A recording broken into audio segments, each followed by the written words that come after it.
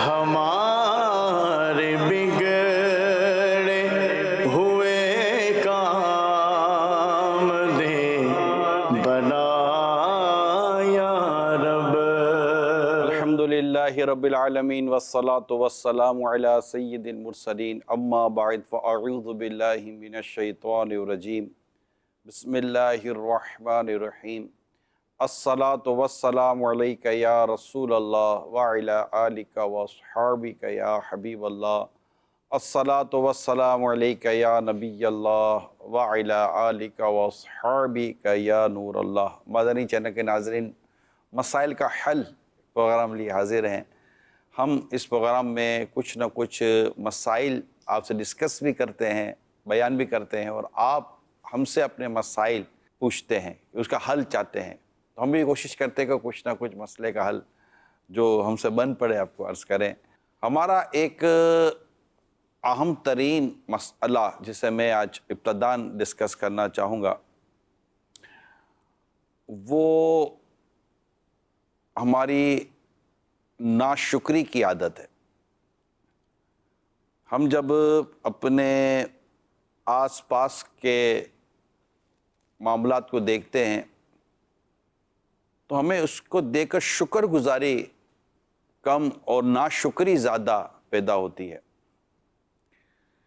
یاد رکھیے، ناشکری جو ہے نا، یہ بہت مسائل کو پیدا کرتی ہے، اور شکر گزاری جو ہے نا، یہ کئی مسائل کو حل کر دیتی ہے۔ سبحان اللہ۔ یعنی مسئلے کا، بلکہ مسئلہ نہیں، مسائل کا حل جو ہے نا اللہ تعالیٰ کی شکر گزاری میں۔ دیکھیں، یہ نہیں ہو سکتا کہ ہمیں کوئی نعمتیں نہیں ہیں، نہیں، یہ نہیں ہو سکتا۔ میں آپ کو ایک بات بتاؤں، میں وہاں رسالہ ہے شکر کے فضائل، میں اس سے پڑھ رہا تھا کہ ایک بزرگ سے پوچھا گیا آپ نے صبح کس حال میں کی، یعنی کس طرح آپ نے صبح کی، کیسے اٹھے؟ تو انہوں نے ارشاد فرمایا، ہم نے نعمتوں میں گرے ہونے اور شکر میں کوتاہی ہونے کی حالت میں صبح کی۔ یعنی ہم نعمتوں میں گرے ہوئے تھے، مگر شکر میں ہم کوتاہی کر رہے تھے، یعنی شکر ادا کرنے میں ہم لوگ کمزور واقع ہوئے۔ ہم نے اس حالت میں صبح کی۔ ہمارا رب بے نیاز ہونے کے باوجود ہم سے محبت فرماتا ہے، اور ہم اس کے محتاج ہونے کے باوجود اس سے غافل رہتے ہیں۔ ہم طرح طرح کی نافرمانیوں میں مبتلا ہوتے ہیں۔ کوئی سونے سے پہلے گناہ کر کے سویا ہوگا، کسی نے اٹھنے کے بعد گناہ کیے ہوئے ہوں گے۔ یہ جو ہمارے جو کرتوت ہیں، ہماری جو کوتاہیاں ہیں، ہماری بے پرواہی ہے، ہمارے گناہوں کی جو عادتیں ہیں، کبھی آپ نے اس کا جائزہ لیا؟ اللہ کریم نے ہمیں اندھا نہیں کیا، ہمیں بہرا نہیں کیا، ہمیں گنگا نہیں کیا، گھر کی چھت نہیں گر گئی، اور کوئی تباہی نہیں آئی۔ ہاں، آپ کہیں گے کہ مصیبت آئی، وہ تو بات تو ایسی مصیبتیں ہمیں ملتی ہیں جو ہمارے گناہوں کو مٹا دیتی ہیں، اور وہ گناہوں کے مقابلے تو مصیبت کچھ بھی نہیں ہوتی۔ تو اپنے رب کی شکر گزاری پیدا کریں، اپنے گھر کو دیکھیں، اپنے گھر کے حالات و واقعات و معاملات کو دیکھیں، پھر دوسرے کے گھر دیکھیں، ان کا گھر دیکھیں کہ جن کے یہاں مسائل آپ سے زیادہ آپ کو معلوم ہوں گے۔ کہتے ہیں کہ اگر ایک مڈل کلاس آدمی امیروں کے علاقے میں رہے نا، تو زندگی بھر خود کو غریب سمجھتا ہے، اور یہی مڈل کلاس کا آدمی اگر غریبوں کے علاقے میں رہے تو زندگی بھر خود کو امیر سمجھتا ہے، کیونکہ وہ کمپیریزن کرتا ہے، وہ تقابل کرتا ہے۔ امیروں کے علاقے میں جب تقابل کرتا ہے تو وہ اپنے آپ کو غریب ہی پائے گا، جبکہ وہ غریب نہیں ہے، کیونکہ اگر وہ غریب ہے تو پھر غریبوں کے علاقے میں غریب کیوں نہیں ہے؟ وہ اس کی کیفیت، اس کا ایک حال ہے۔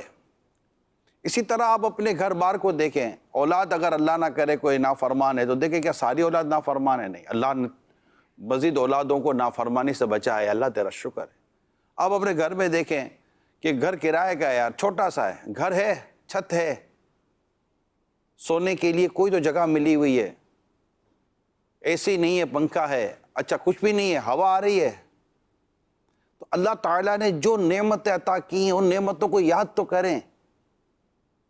آپس کے تعلقات کو دیکھیں، نہیں یار آپس کے تعلقات اچھے نہیں ہیں، سب سے اچھے نہیں ہیں یا کسی ایک سے اچھے نہیں ہیں؟ اچھا اچھے نہیں ہیں تو اس میں ہمارا اپنا قصور ہے یا کسی اور کا قصور ہے؟ بعض اوقات ہمیں کوئی سمجھ ہی نہیں آتا، یہ بھی تو ہمارا مصیبت ہے، ہمیں کوئی سمجھ ہی نہیں آتا۔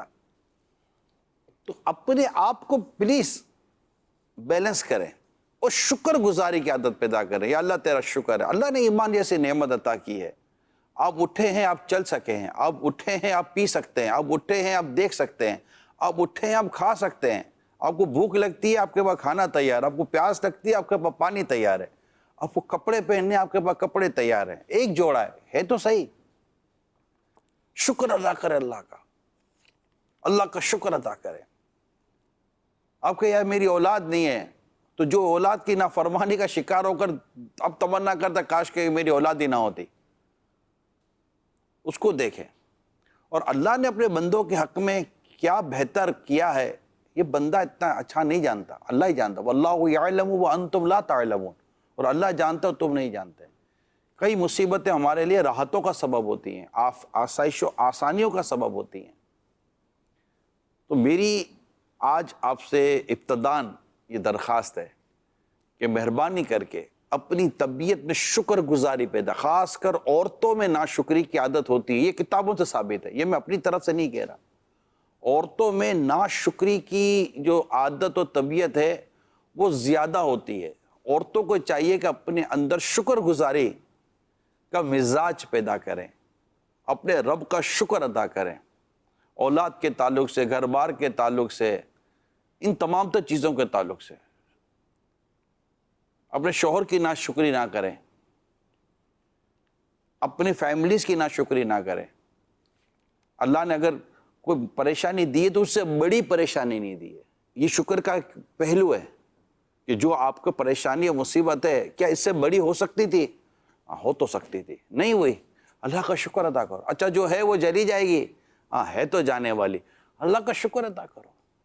اچھا یہ پریشانی یہ مصیبت دین و ایمان پر تو نہیں آئی، نہیں اللہ کا شکر ہے دین و ایمان پر نہیں آئی، اللہ کا شکر ادا کرو.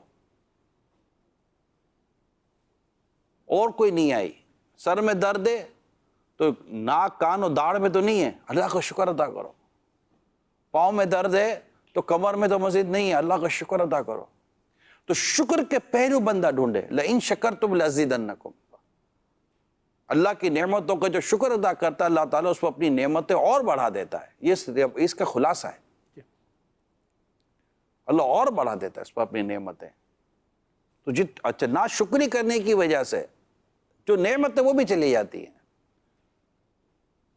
تو شکر کے ذریعے نعمتوں کو قید کریں، ناشکری کر کر اپنے آپ کو ڈسکوالیفائی نہ کریں. بات سمجھ گئے اب آپ؟ تو آپ ذرا دیکھیں اپنا ارد گرد کہ میں ہاں بس یار کیا کریں، اب تو یہ جینا مشکل ہو گیا. بھائی کیا جینا مشکل ہو گیا ہے؟ کبھی جا کر دیکھیں کس کا جینا مشکل ہے.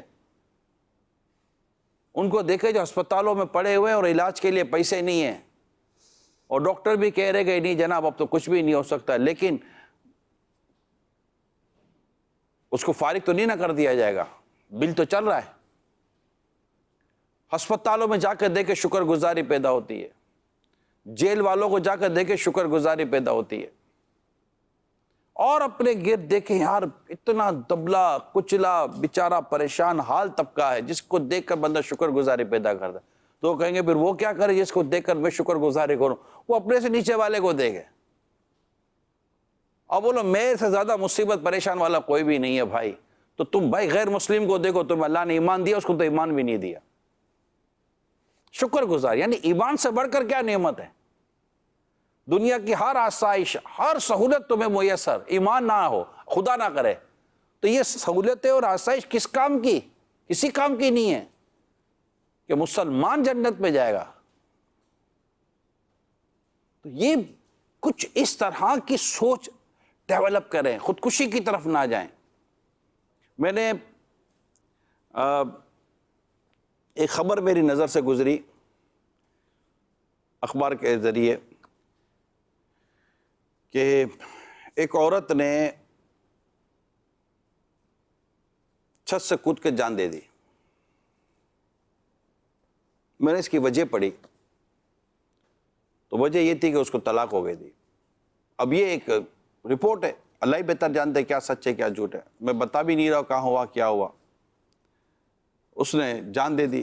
وجہ اس کی جو بیان کی گئی ہے وہ طلاق ہے کہ وہ شوہر نے طلاق دے دی، وہ ذہنی طور پر پریشان رہتی تھی. تو کیا طلاق ہو جانے کے بعد آپ خودکشی کر لیں گی؟ اللہ تعالیٰ قادر مطلق ہے، وہ رزق کا مالک ہے. خوشی غمی اس کے دست قدرت میں ہے. تو آپ کو خودکشی کرنے کی کیا ضرورت ہے؟ حرام موت. کیا طلاقیں عورتوں کو نہیں ہوتی؟ کیا گھر نہیں ٹوٹتے؟ پھر جڑ جاتے ہیں.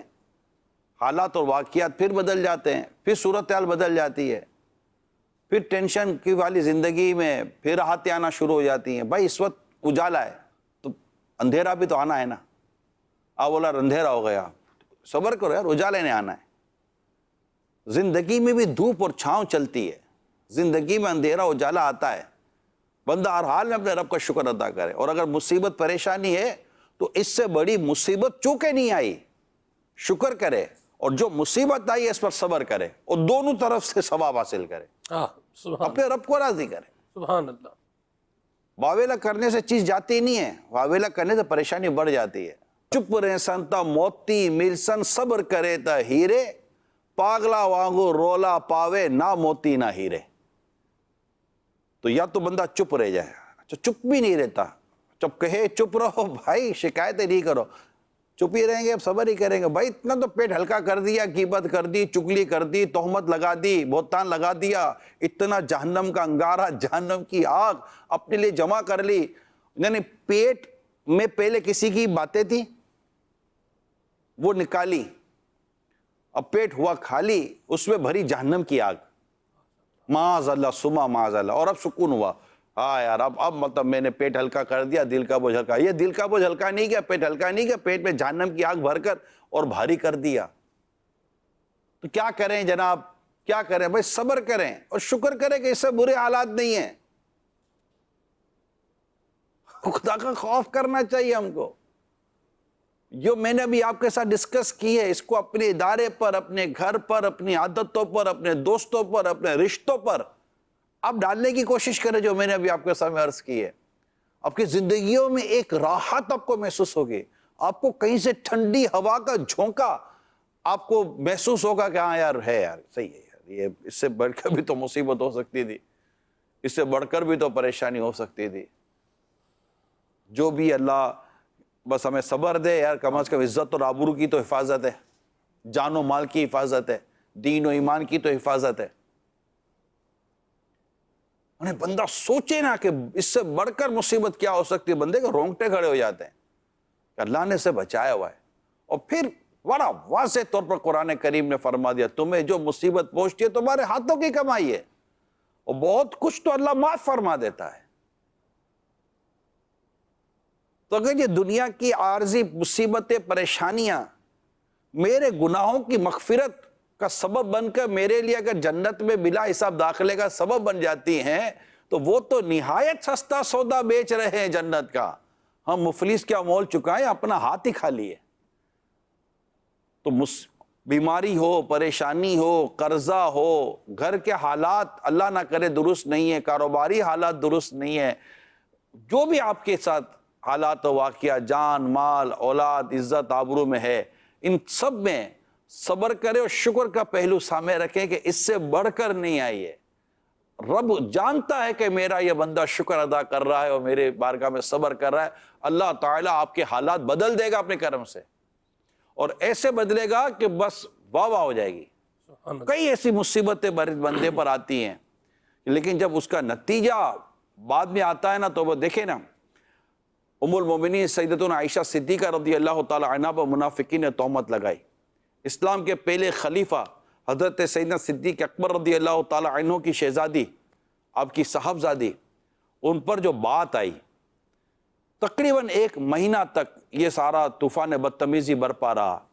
سرکار صلی اللہ تعالی علیہ وسلم پر جو اس وقت جو معاملات تھے، صحابہ کرام کی جو پریشانیاں تھیں، آقا تو جانتے تھے صلی اللہ علیہ وآلہ وسلم، لیکن جو سو صورتحال بنی ہوئی تھی اور جو لوگ انوالو تھے، اور جس مطلب پوری ایک مطلب کس طاقت کے ساتھ منافقین نے جو ایک پروپیگنڈا کیا تھا، مگر اس کے وہ کتنی بڑی پریشانی تھی، کتنی بڑی آزمائش تھی، کتنی بڑی آزمائش اس کا بندہ تصور کرے.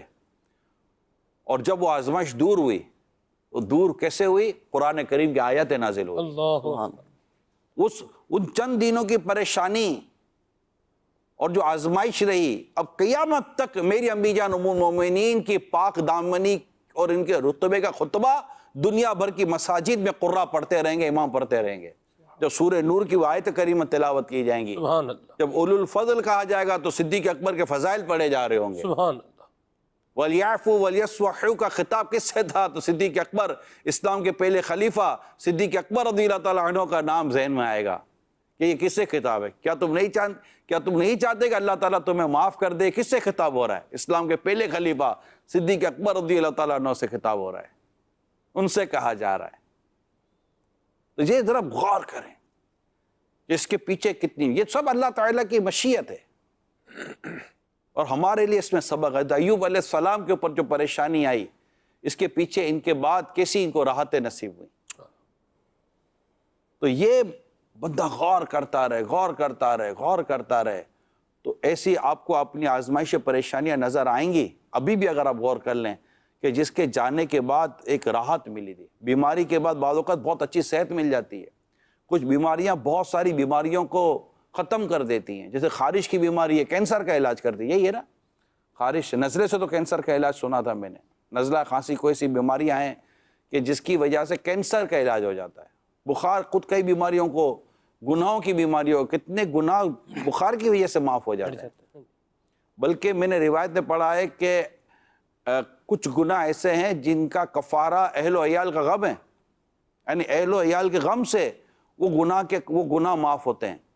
کچھ گناہ ایسے ہیں جن کا کفارہ رزق کی فکر ہے.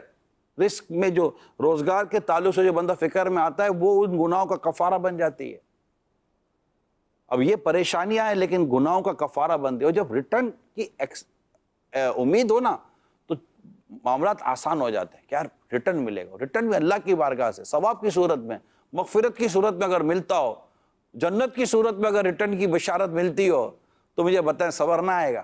سبحان اللہ، سبحان اللہ. اپنے اندر شکر کی عادت پیدا کریں. میں اپنی خاص اسلامی بہنوں سے درخواست کر رہا ہوں، شکر کی عادت پیدا کریں، ناشکری نہ کریں، خدا را ناشکری نہ کریں. اولاد کے تعلق سے، شوہر کے تعلق سے، گھر بار کے تعلق سے، اپنے گھر کی چھت کے تعلق سے، روزگار کے تعلق سے، ہر حوالے شکر ادا کریں کہ اللہ تیرا شکر. جان، مال، صحت کے تعلق سے، اپنے جسم، جسمانیت کے تعلق سے اللہ کا شکر ادا کریں. اور ناشکری کا نقصان سامنے رکھیں کہ ناشکری سے یہ چیزیں جائیں گی نہیں لیکن میرے لیے پریشانی بڑھ جائے گی. اور شکر گزاری انشاءاللہ آپ کو انزائٹی سے بچائے گی. شکر گزاری انشاءاللہ آپ کو ڈپریشن سے بچائے گی. شکر گزاری انشاءاللہ آپ کو وہ ٹینشن سے بچائے گی. شکر گزاری انشاءاللہ آپ کو شوگر سے بچائے گی. شکر گزاری انشاءاللہ آپ کو بلڈ پریشر کی بیماری سے بچائے گی. شکر گزاری سے انسان راحت میں آتا ہے، سکون میں آتا ہے، ایک کمفرٹیبل زون میں چلا جاتا ہے. اور یہ کمفرٹیبل زون آپ کی جسمانی اور روحانی کئی بیماریوں کو دور کر کے بلکہ جسم و روحانیت کو صحت عطا کرتی ہے. سبحان اللہ. یہ شکر گزاری کے میں آپ کو فوائد بیان کر رہا ہوں. کیا بات ہے، کیا بات ہے. سبحان اللہ. اللہ ہم سب کو شکر گزاری کی توفیق عطا کرے. یہ ایک یوں سمجھے کہ بہت سارے مسائل کا حل میں نے شکر گزاری کے طور پر عرض کرنے کی کوشش کی ہے. سبحان اللہ. یہ شکر جو آپ نے جتنی گفتگو فرمائی ہے، قرآن کریم کے دو احکامات جو اللہ کریم نے امر فرمایا ہے، حکم دیا ہے، اس کا گویا کہ آپ نے یوں سمجھے کہ آسان الفاظ میں ناظرین کو ترغیب دلائی ہے. قرآن کریم میں ایک جگہ پر ارشاد فرمایا کہ میرا شکر ادا کرو، یہ بھی حکم دیا جا رہا ہے شکر ادا کرو. ایک جگہ پر فرمایا وَاشْکُرُوا لِی، یہاں پر بھی یہی فرمایا جا رہا ہے کہ میرا شکر ادا کرو. اور ایک آیت مبارکہ جو آپ نے پڑھی کہ لَئِن شَکَرْتُمْ لَأَزِیدَنَّکُمْ. اور اسی طرح صبر کرنے کے حوالے سے بھی قرآن کریم میں حکم جو ہے وہ دیا گیا ہے وَاصْبِرُوا، اور صبر کرو. تو جو ان چیزوں کو قرآن کریم کے اندر اللہ تبارک و تعالیٰ کے عطا کردہ احکامات اور ان صفات کو جو اپنائے گا وہ یقیناً فیض پائے گا. اور آپ دیکھیں، آپ نے حضرت ایوب علیہ السلام کی جو بات کی تو آپ کے اس ڈیوریشن کے اندر جو آزمائش کرا اس میں دونوں چیزیں تھیں، صبر بھی تھا اور اس کے ساتھ ساتھ اللہ تبارک تعالیٰ کا شکر بھی تھا. اور پھر اللہ کریم نے کیا انعام فرمایا. سبحان اللہ. اللہ ہمیں بھی یہ اچھی عادات جو ہے وہ اچھے یہ جو صفات ہیں اللہ ہمیں انہوں کو اپنانے کی توفیق عطا فرمائے. کاز دیتے ہیں ناظرین. آپشن بھی نہیں ہے نا سلمان بھائی. جی آپ ناشکری کر کے کیا کر لیں گے؟ جی ناشکری کو دوا تو نہیں ہے. ایسی بات. ناشکری کو دوا نہیں ہے. جی ناشکری خود بیماری ہے. درست فرمایا. اچھا صبر دوا ہے. سبحان اللہ. شکر گزاری دوا ہے. یعنی آپ نے دوائی چھوڑ کر کون سی شفا لے لینی ہے؟ تو صبر میں دوا ہے، شکر میں دوا ہے، سبحان ان دونوں میں شفا ہے. ان دونوں کو اختیار کریں گے انشاءاللہ ظاہر و باطن، قلب و ذہن بہت اچھا آپ فیل کریں گے. یا دنیا بہتر فیل کرنے کے لیے پیسہ خرچ کرتی ہے. ہاں جی. اچھا یہ ناشکری کی عادت آپ دنیا میں کہیں بھی آپ ٹورسٹ کے نام پر بھی، ٹورزم کے نام پر چلے جائیں، صحیح. آپ آب و ہوا کی تبدیلی کے نام پر چلے جائیں، یار بہت پریشان ہو گئے ہوں، کہیں تھوڑا سا مطلب کمفرٹیبل ہونا ہے یا کہیں چلے جائیں. لیکن اگر آپ کے ساتھ یہ ناشکری والی عادت اگر آپ کے ساتھ ٹریول کر رہی ہے، صحیح. آپ کروڑ روپے خرچ کرنے کے بعد بھی وہیں کے وہیں کھڑے رہیں گے. آپ کو ہوٹل صحیح نہیں لگے گی، آپ کو کھانا صحیح نہیں لگے گا، آپ کو ٹرانسپورٹ صحیح نہیں لگے گا، آپ کو ویٹنگ صحیح نہیں لگے گی، آپ کو کوئی یہ ہو جائے گا، آپ کو وہ ہو جائے گا. تو وہاں سردی بہت ہے، وہاں تو گرمی بہت ہے، تو کپڑے کم پڑ گئے، تو کپڑے زیادہ پڑ گئے، تو بیگ صحیح نہیں تھا، تو یہ جناب صحیح نہیں تھا، تو جوتے زیادہ لے لیتے، تو دوائیاں وہاں رہ گئی ہیں، تو یہ پریشانی. اب پورا سفر کروڑ روپے لاکھوں روپے خرچ کرنے کے بعد بھی آدمی بولتا ہوگا کہ یار گھر میں بیٹھو، مفت میں بیٹھو، تب بھی یہی شکایتیں ہیں، لاکھوں خرچ کرو تب بھی یہ شکایتیں. بندہ یار پھر فری میں شکایتیں نہ لے لے بے یار. صحیح. صحیح. اللہ نصیب فرمائے شکر ادا کرنے کے، اللہ ہم سب کو عادت نصیب فرمائے. آمین. کالز دیتے ہیں پھر آگے بڑھتے ہیں انشاءاللہ. جی. آج کل بارشوں کا موسم ہے تو اس میں بہت سے جانور اکثر بیمار ہو جاتے ہیں اور کھانا پینا چھوڑ دیتے ہیں. تو اس کا کوئی اگر روحانی علاج ہے تو ارشاد فرما دیں. جزاک اللہ خیرہ. آمین. ہاں بھیا، جانوروں کے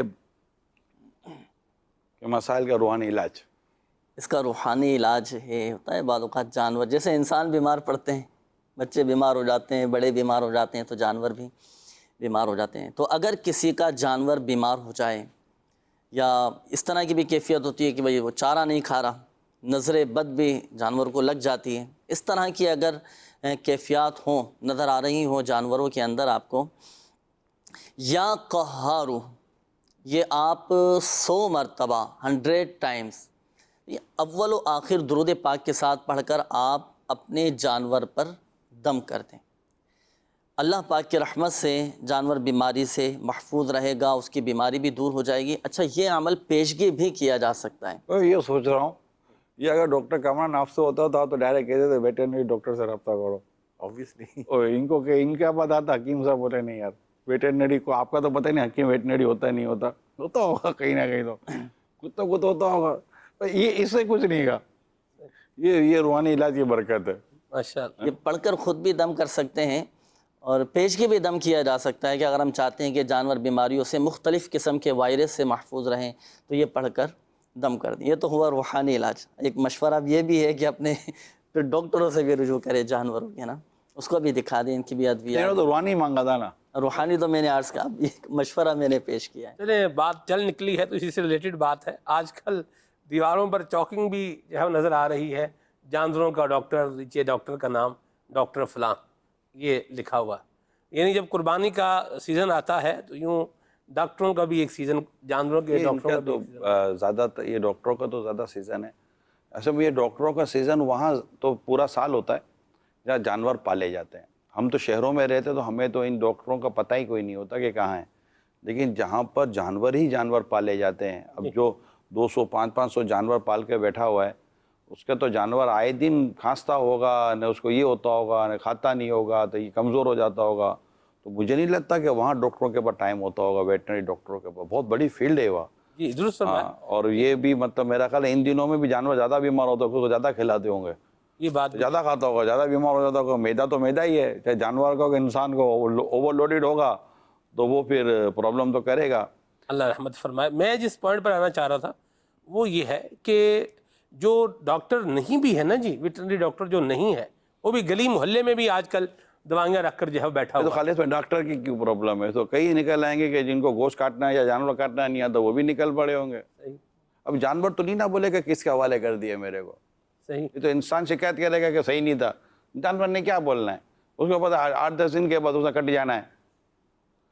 تو یہ کٹ جانا یا اس کی طبیعت کا خراب ہو جانا. مسئلہ یہ ہے کہ ہمارے یہاں بہت سارے کاموں میں جو علم کی کمی کے جو نقصانات ہیں نا، وہ یہاں بھی ہیں.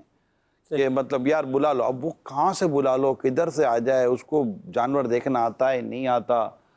چارہ خریدیں گے تو کیا مطلب کہ سڑا ہوا پرانا گندا سا چارہ خرید لیں گے تو چارہ کو اچھا مطلب کہ جیسے ہم بھی ایک تازہ کھانا کھاتے ہیں تو جانور کو بھی کوئی باسی چارہ تو نہیں نہ کھلائیں گے جس سے جانور کا بھی مطلب ستیہ ناش ہو جائے. اس طرح مطلب کہ جانور جب لیا ہے اور اگر یہ بیمار ہو گیا تو اس کے مطلب کہ پراپر ڈاکٹر کو دکھا دیں تو کام بنے گا. اور اگر آپ ابھی جانور کاٹ رہے ہیں کیونکہ یہ تو ہر سال کا پرابلم ہے جو میں ابھی آپ کو عرض کرنے جا رہا ہوں. میری آپ سب سے درخواست ہے جو اپنے یہاں جانور عید قربان پہ قربان کریں گے مہربانی کر کے جانور کاٹنے والا تجربہ کار آدمی لیجئے ورنہ آپ کو اتنی پریشانی ہوگی. ایک تو وہ کاٹے گا صحیح نہیں ہڈیوں کا قیمہ بنا اور اس کے شرعی احکام کا اس کو اندازہ بھی نہیں ہوگا. آپ سمجھائیں گے تو شاید وہ سمجھے گا بھی نہیں. تو سب سے پہلے تو وہ جب کاٹے گا تو ظلم کرتا ہے. اس میں سب کا نہیں کہتا لیکن ایک تعداد ہے جو جانور کو کاٹتی تو ظلم کرتی ہے اور جو کاٹ کر اس کو جو ٹھنڈا کر دیں ٹھنڈا ہونے کا انتظار کے وہ نہیں کرتے اور آپ بھی ہاتھ باندھ کے کھڑے ہوئے ہیں تو یہ درست نہیں ہے نمبر ایک. دوسرا کہ اب اس نے جانور کی کھال اتارنی ہے تو اس کا وہ تجربے کار ہوگا تو بغیر کھال خراب کیے بغیر گوشت خراب کیے وہ کرے گا. اگر وہ تجربے کار ہوگا تو آپ کے گوشت کے ٹکڑے صحیح کرے گا. اگر وہ تجربے کار ہوگا تو آپ کو جلد فارغ کر دے گا. اگر وہ تجربے کار نہیں ہوا تو جانور کو غلط کاٹے گا اس پر زیادتی کرے گا آپ کے جانور کی کھال خراب کرے گا آپ کے جانور کا گوشت خراب کر سکتا ہے یعنی کہ اس کی کٹنگ ہی صحیح نہیں ہوگی پھر چیزیں ضائع کر سکتا ہے. ایک اور بات آپ کو بہت زیادہ وہ ویٹ کرائے گا بہت زیادہ. ایک تجربے کار آدمی ہے نا تجربے کار آدمی جو پورا سال کام کرتے ہیں اس کے لیے آدھے گھنٹے سے زیادہ بکرا نہیں بولتا. میں نے خود ذاتی طور پر اپنے کئی جانور کٹوائے میں تو ڈھونڈتا تھا. خیر تھوڑی پرانی بات ہے تو میں تو اس علاقے میں رہتا تھا جہاں پر یہ ساری برادریاں رہتی تھیں اور ایک تجربے کار آدمی سے لیتے تھے. عید کی نماز پڑھ کر کہہ سکتے ہیں شاید گلی میں سب سے پہلا میرا جانور کٹتا ہوگا اور آدھے گھنٹے کے اندر میں فارغ ہو جاتا تھا. جی ہاں میں اس وقت ہمارے گھر میں بہت پرانی بات دعوت اسلامی سے پہلے کی بات کر رہا ہوں تو ایک بکرا کٹ گیا اور ہم نے مطلب کہ وہ فارغ ہو گئے. تو اس کے بعد بھی ہم نے یہ اس طرح کی کچھ روٹین سے کی تھی لیکن اب بھی کئی ایسے لوگ ہیں جو تجربے کار لوگوں سے رابطہ کرتے ہیں. اب بولے گئے یہ پیسے زیادہ لیتے ہیں وہ پیسہ ٹھیک ہے ان کو بہت زیادہ پیسے نہیں ڈیمانڈ کرنے چاہیے لیکن جو ایک مارکیٹ ریٹ ہوگا تو اب آپ نے جانور بھی تو مہنگا لیا ہی ہے نا تو سمجھے کہ اس کے اندر یہ پلس ہو گیا. تو اب قربانی کر رہے ہیں تو چارہ بھی اچھا کھلانا ہے ان کی مطلب کہ باندھنے کا نظام بھی صحیح ہونا چاہیے تکلیف نہ ہو.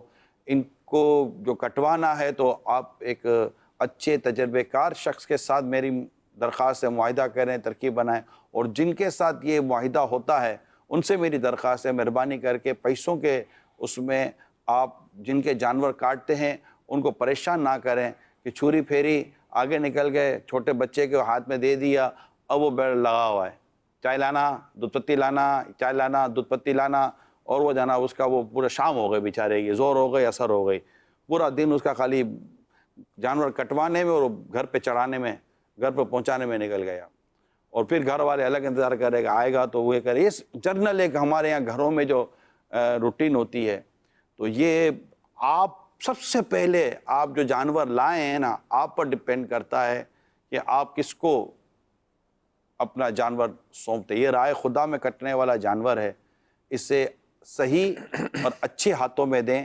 تاکہ اس کی درست شریعت کے مطابق اس کو اللہ کی راہ میں کاٹا جا سکے ذبح کیا جا سکے. یہ میری درخواست ہے.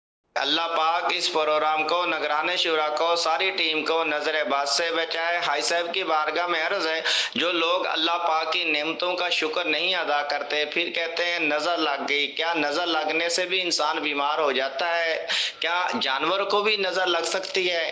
نظر لگ جائے تو کیا کرنا چاہیے؟ نظر اور نظر بد میں کیا فرق ہے؟ نظر اتارنے کا کوئی وظیفہ بھی عطا فرما دیجئے. جی نظر لگ جاتے کہ نظر تو لگنا حق ہے. نظر بد حق ہے یہ اونٹ کو دیگ میں اتار دیتی ہے اور نظر بد سے بچنے کی کوشش بھی کرنی چاہیے. اپنے آپ کو میکسیمم شو آف سے بھی بچائیں بہت زیادہ نمایاں ہونے سے خود کو میکسیمم بچائیں، یہ اپنے طور پر کوشش کرنی ہوتی ہے۔ البتہ اگر کوئی چیز اچھی لگے، چاہے جانور ہو، کوئی انسان ہو یا کوئی اور چیز ہو، کار ہو، کسی بھی شے کو نظر لگ سکتی ہے، لہذا کوئی چیز اچھی نظر آئے، آپ کو اچھی لگے تو ماشاء اللہ، بارک اللہ کہنے کی عادت بنائیں، تو انشاءاللہ اسے نظر نہیں لگے گی۔ تو اپنی چیزوں کو، خود کو بھی آپ دیکھیں کہ لوگ بلڈنگیں بناتے، گھر بناتے، کوئی چیز لیتے تو اس پر ماشاء اللہ لکھواتے ہیں، شاید یہ اسی لیے ہے کہ اس کو دیکھ کر لوگ ماشاء اللہ پڑھ لیں کہ بھائی اب پڑھ لو، آپ کو یاد دلا دیا جا رہا ہے، تو پڑھ لیا کریں۔ اب اچھا اپنی شے کو بھی جو آپ نے لی ہے تو آپ بھی ماشاءاللہ کہہ لیں، کیا پتہ نظر آپ ہی کی لگ جائے، تو نظر حق ہے، نظر بد، نظر لگ گئی یا نظر بد لگ گئی، بات دونوں ایک ہی ہے، بد کا لفظ لگائیں یا نہ لگائیں، تو نظر لگ گئی، تو یہ نظر لگنا یہی ہوتا ہے۔ تو اگر اچھے معنوں میں لیا جاتا ہے نا تو یہ کہا جائے حضرت کی نظر پڑ گئی، نظر لگ جانا اور ہے، نظر پڑ جانا اور ہے۔ سبحان اللہ، بزرگوں کی نظر پڑ جاتی ہے اور ہم جیسوں کی نظر لگ جاتی ہے، تو یہ ذرا الٹا ہو جاتا ہے۔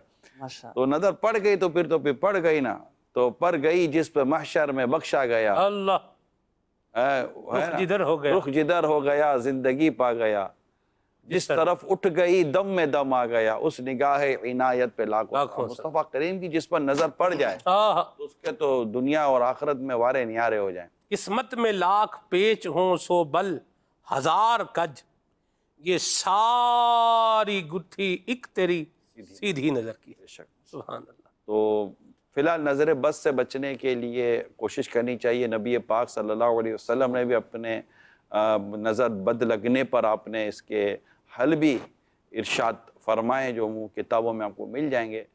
تو ماشاءاللہ بارک اللہ، یہ دو خاص چیزیں ہیں کہ جو پڑھنی چاہیے۔ البتہ اگر نظر لگ گئی تو اب کیا کرے، تو بتائیں بھائی اب کیا کریں؟ نظر بھی اتروائیں اور یہ وظیفہ بھی پڑھیں، یہ ورد پڑھیں۔ سورۃ القلم 29ویں پارے میں ہے سورۃ القلم کی یہ آیت مبارکہ، بسم اللہ الرحمن الرحیم، وَإِن يَكَادُ الَّذِينَ كَفَرُوا لَيُزْلِقُونَكَ بِأَبْصَارِهِمْ لَمَّا سَمِعُوا الذِّكْرَ وَيَقُولُونَ إِنَّهُ لَمَجْنُونَ۔ اگر آپ کو لگے نا نظر، بڑی عمر کے جیسے افراد ہیں، تو یہ آیت قرآنی پڑھ کر، سورۃ القلم کی آیت مبارکہ پڑھ کر آپ اپنے اوپر دم کریں۔ تلفظ کی درستی کے ساتھ پڑھنا ہے۔ قرآن پاک کی آیت صحیح مخارج ہونے چاہیے، تلفظ درست ہونے چاہیے۔ اچھا یہ تو ہوا آپ کے لیے۔ اچھا پھر دوسرا یہ کہ بچوں کو بھی نظر بد لگ جاتی ہیں نا۔ اچھا بچوں کو نظر بد لگ جائے تو اس کا ایک الگ مخصوص وظیفہ ہے، وہ خاص بچوں کے لیے ہیں۔ وہ کیا؟ دیکھیں سورۃ الکوثر 30ویں پارے میں ہے، سورۃ الکوثر پڑھ کر پہلے بچے کے سیدھے رخسار پر، سیدھے گال پر آپ دم کر دیں، پھر دوسری مرتبہ سورۃ الکوثر پڑھ کر بچے کے الٹے گال پر آپ دم کر دیں، اور تیسری مرتبہ سورۃ الکوثر پڑھ کر، انا اعطیناک الکوثر، یہ پڑھ کر بچے کی پیشانی پر دم کریں۔ تو یہ 3 مرتبہ اسی انداز سے، اسی طریقے سے پڑھ کر آپ بچے کی پیشانی پر، بچے کے سیدھے رخسار پر، پھر الٹے رخسار پر، پھر تیسری مرتبہ پیشانی پر دم کر دیں۔ اللہ پاک کی رحمت سے بچے بھی نظر بد سے محفوظ رہیں گے۔ اچھا نظر بد لگ جائے تب بھی یہ وظیفہ پڑھ کر دم کر سکتے ہیں، پہلے ہی آپ پڑھ کر بچوں پہ دم کر دیا کریں، تو اللہ پاک کی رحمت سے بچے نظر بد سے محفوظ رہیں گے۔ تو دونوں پر ہی عمل کر لیں۔ پہلا جو عمل بتایا وہ بڑوں کے لیے ہے، اور یہ دوسرا جو عمل میں نے آپ کو عرض کیا، ورد بتایا، تو یہ بچوں کے لیے خاص نظر بد سے حفاظت کا وظیفہ ہے۔ ماشاءاللہ۔ جی کون؟ میں نعمان مصطفیٰ بات کر رہا ہوں اسلام آباد سے۔ تو سر میں یہ بات پوچھنا چاہتا تھا کہ مثلاً اپنے نفس پہ قابو پانے کے لیے کیا کرنا چاہیے؟ نفس پر قابو پانے کے لیے کم کھانا چاہیے۔ یہ سب سے زیادہ بہترین اور مجرب عمل ہے کہ بندہ کم کھائے، کیونکہ سرکش گدھے کو خوراک کم دی جاتی تو اس کی سرکشی کم ہو جاتی ہے۔ تو بزرگوں نے جو خاص طور پر جو بات بیان کی ہے نفس پر قابو پانے کے لیے، خاص طور پر وہ کم غذا ہے۔ اس سے جسم اور روحانیت دونوں کو تقویت ملتی ہے، مضبوط ہوتی ہے، اور نفس چونکہ کم کھائے گا اس کی خواہشیں کم ہوتی رہیں گی، خواہشیں کم ہوں گی تو یہ کمزور پڑے گا، کمزور پڑے گا تو اس پر قابو پانا آسان ہو جائے گا۔ پھر اس کے بعد ہی کم سونا اور کم بولنا ہے۔ تو کم کلام، کم طعام، کم منام. تو یہ چند اصول بیان کیے گئے اور ہر خواہش پوری کرنے کی جو ضد ہوتی ہے اس کو ضدی قلب کہتے ہیں. تو یہ ساری چیزوں کا حل انشاءاللہ نکل آتا ہے جب بندہ اپنی غذا کو کم کرتا ہے اور صرف حلال کھاتا ہے. شبہات اور حرام سے اپنی غذا کو بچا کر کھائے اور کم کھائے تو انشاءاللہ عز و جل اس کو اپنی نفس پر قابو پانے میں مدد ملے گی، اور اللہ نے چاہا تو اس کے لیے نیکی کرنے کے اسباب مزید کھلیں گے اور گناہ کرنا اس کے لیے مشکل ہو جائے گا. آپ دیکھیے کہ رمضان المبارک میں خاص طور پر شام کے وقت کس قدر طبیعت نڈھال ہوتی ہے، اور ایک تعداد ہے جو مطلب بالکل نہیں کر سکتی، تو کیا بھوک اور پیاس کی وجہ سے نڈھال پڑا رہتا ہے، تو وہ نہیں گناہ کر پاتا. تو یہ خاص طور پر تصوف کے طور پر جو یہ بات بیان کی گئی اس کا میں نے مختصر سا آپ کو خلاصہ عرض کیا. جی کون مسائل کے حل میں آپ حاجی صاحب ان لوگوں کو کیا سجیسٹ کریں گے کہ جو پورے پروجیکٹ کے لوگ تمبو لگا کے روڈ پہ اور جانور بندھے ہوتے ہیں اور وہاں بیٹھے ہوتے ہیں، گپ شپ وغیرہ ہوتی رہتی ہے، تو ان کو وہاں بیٹھے بیٹھے ایسا کیا عمل کرنا چاہیے کہ 10 دنوں کی جو فضیلت ہے وہ بھی ملے اور ذکر اللہ ہو یا مدنی چینل وغیرہ چل رہا ہو، اس طرح کی کوئی سجیسٹ آپ کیا کریں گے ان لوگوں کو؟ اصل میں اول یہ کہ جانور باندھنے بھی ہیں اور لوگوں کو تکلیف سے بھی بچانا ہے، ان کی در و دیواروں کو، ان کی گاڑیوں کو، کیونکہ اب باندھتے ہیں تو کسی کی گاڑی خراب کر رہے ہیں، تو کسی کی موٹر سائیکل گرا رہے ہیں، کسی کے راستے پہ چلنے میں دشواریاں ہو رہی ہیں. تو ایک پراپر پلاننگ کے ساتھ جانور کو باندھنا بھی چاہیے تاکہ جانور بھی محفوظ رہے، آپ کو بھی ٹینشن نہ ہو کہ یار جانور کا کیا ہوگا، اور حقوق عامہ بھی تلف نہ ہو، لوگوں کے لیے بھی آزمائش نہ ہو. بعض اوقات تھوڑا سا اللہ کے محلے میں کچھ لوگ مل کر کوئی ایسا حصہ بنا لیتے ہیں اور وہ اس کا وہ کرایہ بھی شاید دیتے ہیں کچھ جانور سنبھالنے کے تعلق سے، اور سنبھالا بھی جاتا ہے. تو یہ ہو، اس میں چوری کی بجلی نہ استعمال کی جائے، کنڈا لگا کر بولے گا جناب یہ تو ہمارا حق ہے، اب کہاں سے حق ہو گیا آپ کا. تو یہ ساری چیزیں نہ کی جائیں.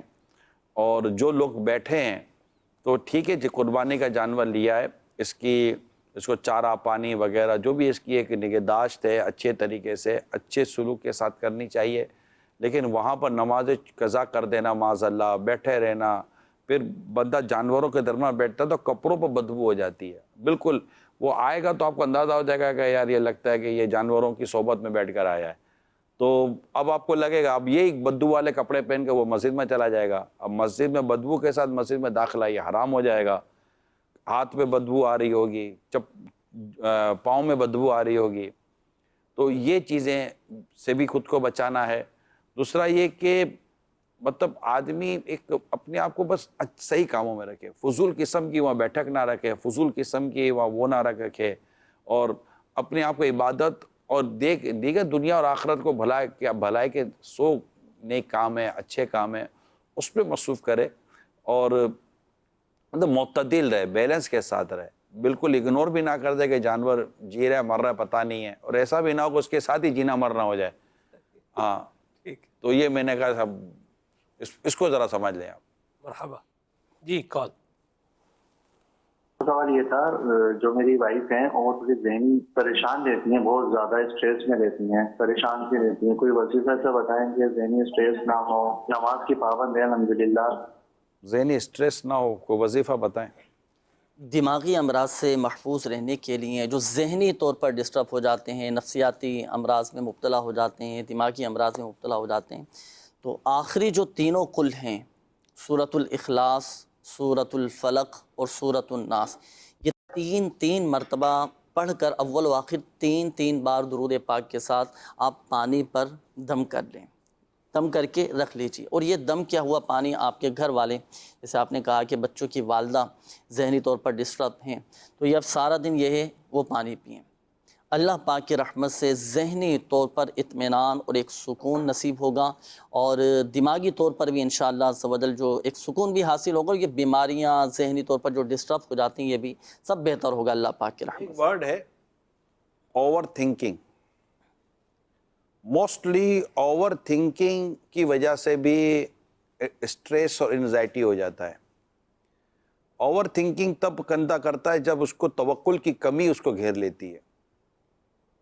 اپنے آپ کو توکل کی طرف لائیں. میں نے ایک کتاب پڑھ رہا تھا, اس میں ایک عورت کا تذکرہ لکھا تھا کہ وہ عورت ہمیشہ پریشان رہتی, گھر سے باہر جاتی اس کو پریشان ہوتی کہ میرے بچوں کو کچھ ہو جائے گا, پھر سوچتی ہے کہ گھر کی چھت گر جائے گی, پھر ہوتا کہ گھر میں آگ لگ جائے گی, پھر ہوتا کہ گھر میں یہ ہو جائے گا, پھر ہوتا گھر میں وہ ہو جائے گا, پتہ نہیں وہ ابھی تک کیوں نہیں آئے, تو وہ کیوں نہیں آئے, وغیرہ وغیرہ سوچتی ہے. تو اس کو کہا گیا کہ محترمہ اب تک کچھ سا ہوا ہے؟ نہیں ہوا نا, تو اپنے رب پر بھروسہ کرو, جس نے اب تک بچایا وہ آگے بھی بچائے گا. سبحان اللہ, واہ واہ واہ. تو میں کیا کروں؟ کہ اللہ سب, بولے یہ جو خیال آتے تو میں کیا کروں؟ بولے خیال آئے تو کہو کہ اللہ سب بہتر کرے گا. سبحان اللہ. کیا جملہ یاد کیا کروایا گیا؟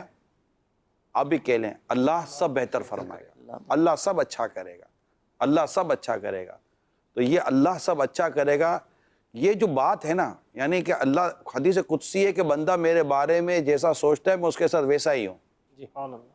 تو اللہ سب اچھا کر دے گا, یہ سوچنے کی عادت پیدا کریں کہ اللہ سب اچھا کرے گا. ایک سپاہی تھا مورچے کے اوپر, وہ ہمیشہ پریشان رہتا کہ یہاں سے وہاں سے. تو اس کو کسی نے کہا کہ بھائی تو کتنے عرصے سے اس مورچے پر ہے؟ کہ اتنے عرصے تو کبھی آئی ہے؟ کہ نہیں آئی. بولے تو آئندہ بھی نہیں آئے گی انشاءاللہ. کیوں ٹینشن میں رہتا ہے؟ ہاں یار بات تو ٹھیک ہے. تو اب دیکھیں کیا ہوا ایسا ماضی میں؟ کچھ بھی نہیں ہوا.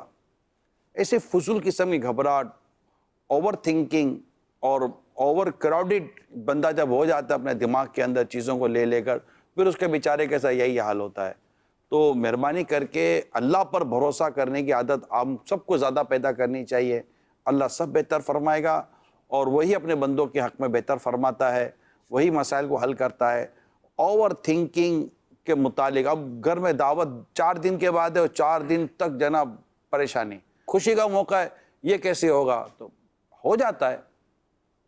تو یہ جو چیزیں ہوتی ہیں وقت پر ہو جاتی ہیں, لیکن ہمارے اندر ہوتا ہے. اچھا, دوسرا ایک شخص تھا, یہ میں آپ کو ایک حل ہی بتا رہا ہوں. ایک شخص تھا جو بہت اس طرح پریشان رہتا تھا, غم اور دکھ اور پریشانی میں وہ مبتلا تھا, بچے بھی اس کے انتقال کر گئے تھے. اس نے ہزارہ علاج کرایا لیکن اس کو کہیں بھی آرام نہیں آیا, فرق نہ آیا. ایک دن اس کا بچہ اس کے پاس آیا, اس کے بچے نے اس کو کہا کہ ابو وہ کاغذ کی وہ شپ بنانی تھی نا, یا کسی تنکے وغیرہ کو شپ بنانی تھی. بچہ تھا, شپ بنانی تھی, جہاز بنانا تھا. اس نے بنا کیا بیٹا. تو اس بچے نے تھوڑی ضد کی, تو باپ نے بیٹھ کر اس کے ساتھ بیٹھ کر 2-3 گھنٹے اس کے خرچ ہو گئے اور ایک چیز بن گئی. بیٹا خوش ہو گیا. بیٹا جب خوش ہوا تو والد صاحب سوچ رہے تھے کہ کئی برسوں کے بعد یہ 2 گھنٹے میرے گزرے جس سے مجھے کوئی پریشانی نہیں ہوئی, میں نے بڑا کمفرٹیبل فیل کیا خود کو.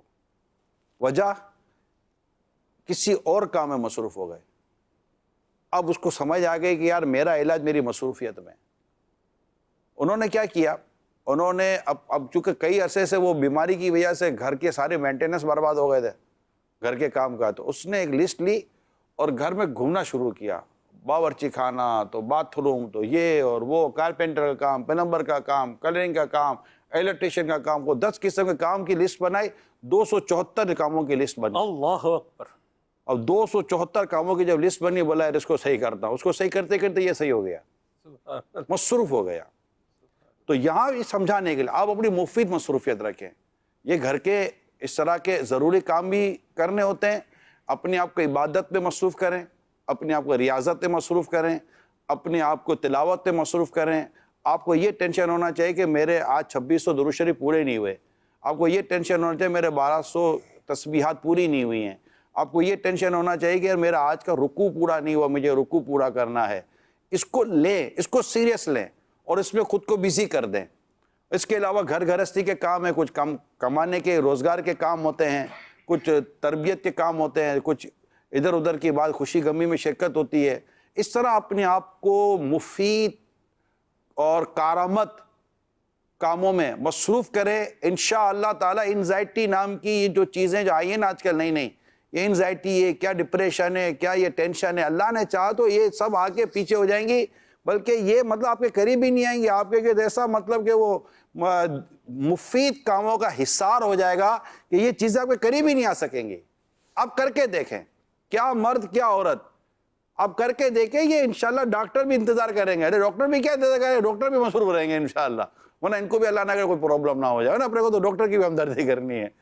تو یہ اپنے آپ کو مفید کاموں میں, انسان کے حسن اسلام سے یہ بھی ہے کہ وہ لا یعنی کاموں کو ترک کر دے, جس پہ نہ دنیا کا فائدہ نہ آخرت کا فائدہ.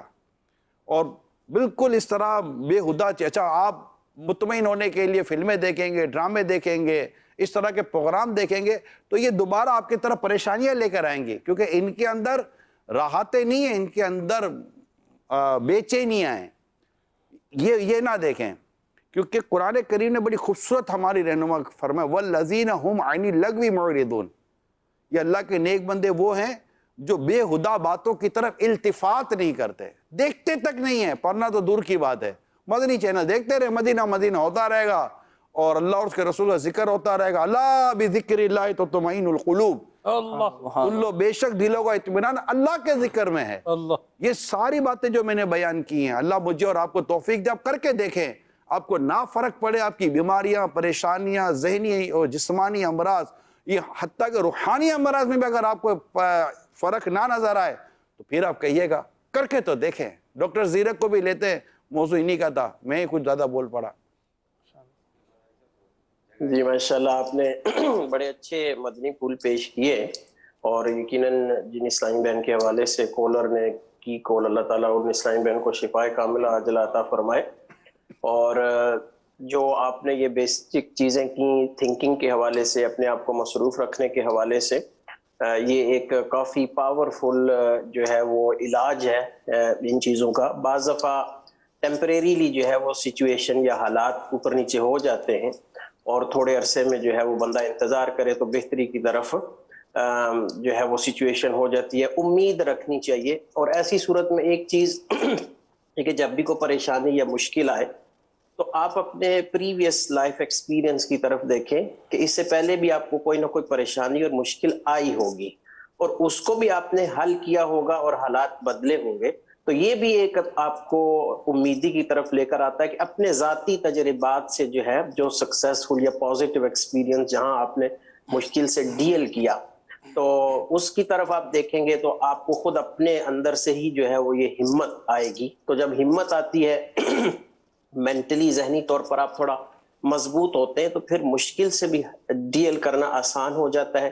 اور اسی طرح جو نگران شورا نے ماشاءاللہ اچھے مدنی پھول پیش کیے, تو اب اگر ان پر عمل کرنے کے باوجود بھی آپ کی بہتری نہیں ہو رہی, تو بعض دفعہ جو ہے وہ اگر آپ کی بیماری زیادہ ورس ہے تو کبھی کبھی علاج کی بھی ضرورت پڑتی ہے, تو ڈاکٹر سے بھی رجوع کر لیں.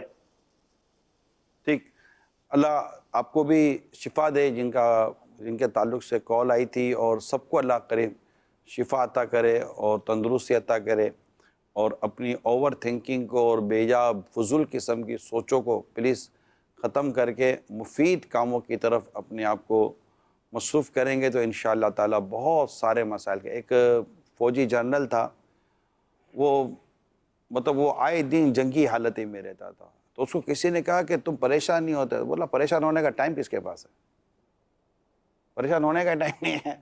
صحیح ٹائم ہو تو بندہ پریشان ہوگا نا, وہ اپنے کاموں میں لگے ہوئے ہیں تو کون پریشان ہوتا. پھر احساس سے اتفاق کرتے ہیں, میں عرض کرتا ہوں, میں پھر آتا ہوں, احساس ذمہ داری کو پریشر کا نام مت لیجئے, احساس ذمہ داری کو ٹینشن کا نام مت دیجئے, احساس ذمہ داری کو انزائٹی کا نام مت دیجئے, احساس ذمہ داری کو ڈپریشن کا نام مت دیجئے. احساس ذمہ داریاں ہوتی ہیں, یہ کام ٹائم پر کرنا ہے, وقت پر کرنا ہے, کام آتا ہے کرنا تو پڑے گا نا. تو اس کو جب آپ احساس ذمہ داری کو احساس ذمہ داری کے طور پر لیں گے, میری رسپانسبلٹی ہے, یہ کوئی پریشر نہیں ہے, یہ کام ہے, یہ ایک لائف. یہ بھی نہ ہو تو پھر تو زندگی بے مزہ ہے, کچھ بھی نہیں ہے, نتھنگ, بغیر نمک کے کھانا تو بیمار کھاتا ہے. تو یہ جو کام ہے, یہ مصروفیت ہے کہ یہ بھی کرنا ہے, یہ بھی کرنا ہے, بچے بھی ہیں تو شادی بھی ہے, وغیرہ وغیرہ وغیرہ وغیرہ. یہ زندگی کا ایک یوں سمجھیے کہ پورا ایک وہ بنا ہوا پیکیج ہے ہمارا, جس میں ہم لوگ جی رہے ہوتے ہیں, اور اس میں مطلب اتار چڑھاؤ زندگی کا آ رہا ہوتا ہے. جی بابا فرمائیے. میرے سوال کا جواب آ گیا. کیا شان ہے ماشاءاللہ. جی کال. وہ صبر کرے تو پھر اصل میں چپ رہ نہیں سکتا، میں چپ کر جاؤں گا تو پھر آپ بولیں گے اب آپ پورا میں دے ہاں جی جی کال لیتے ہیں۔ خاریہ سے عرض کر رہا ہوں، پہلے تو نگران شورا کی بارگاہ میں عرض ہے کہ حضور میں نیک بننا چاہتا ہوں، میرے لیے عافیت اور دونوں جہاں کی بھلائیوں کے لیے دعا خصوصی فرما دیں، اور بیمار ہوں اس کے لیے بھی دعا کر دیں۔ ایک ڈاکٹر صاحب سے مسئلہ پوچھنا ہے بڑا اہم اسلامی بھائی کا، کہ وہ ذہنی شکار ہے، تو وہ کہتے ہیں اگر میں نفسیاتی دوائی کھاؤں گا تو میں کہیں اس کا پکا عادی نہ بن جاؤں، اس کے بارے میں رہنمائی فرمائیں کہ آیا ٹینشن کا مریض دوائی سے چھٹکارا پا سکتا ہے یا نہیں پا سکتا؟ جزاک اللہ خیر۔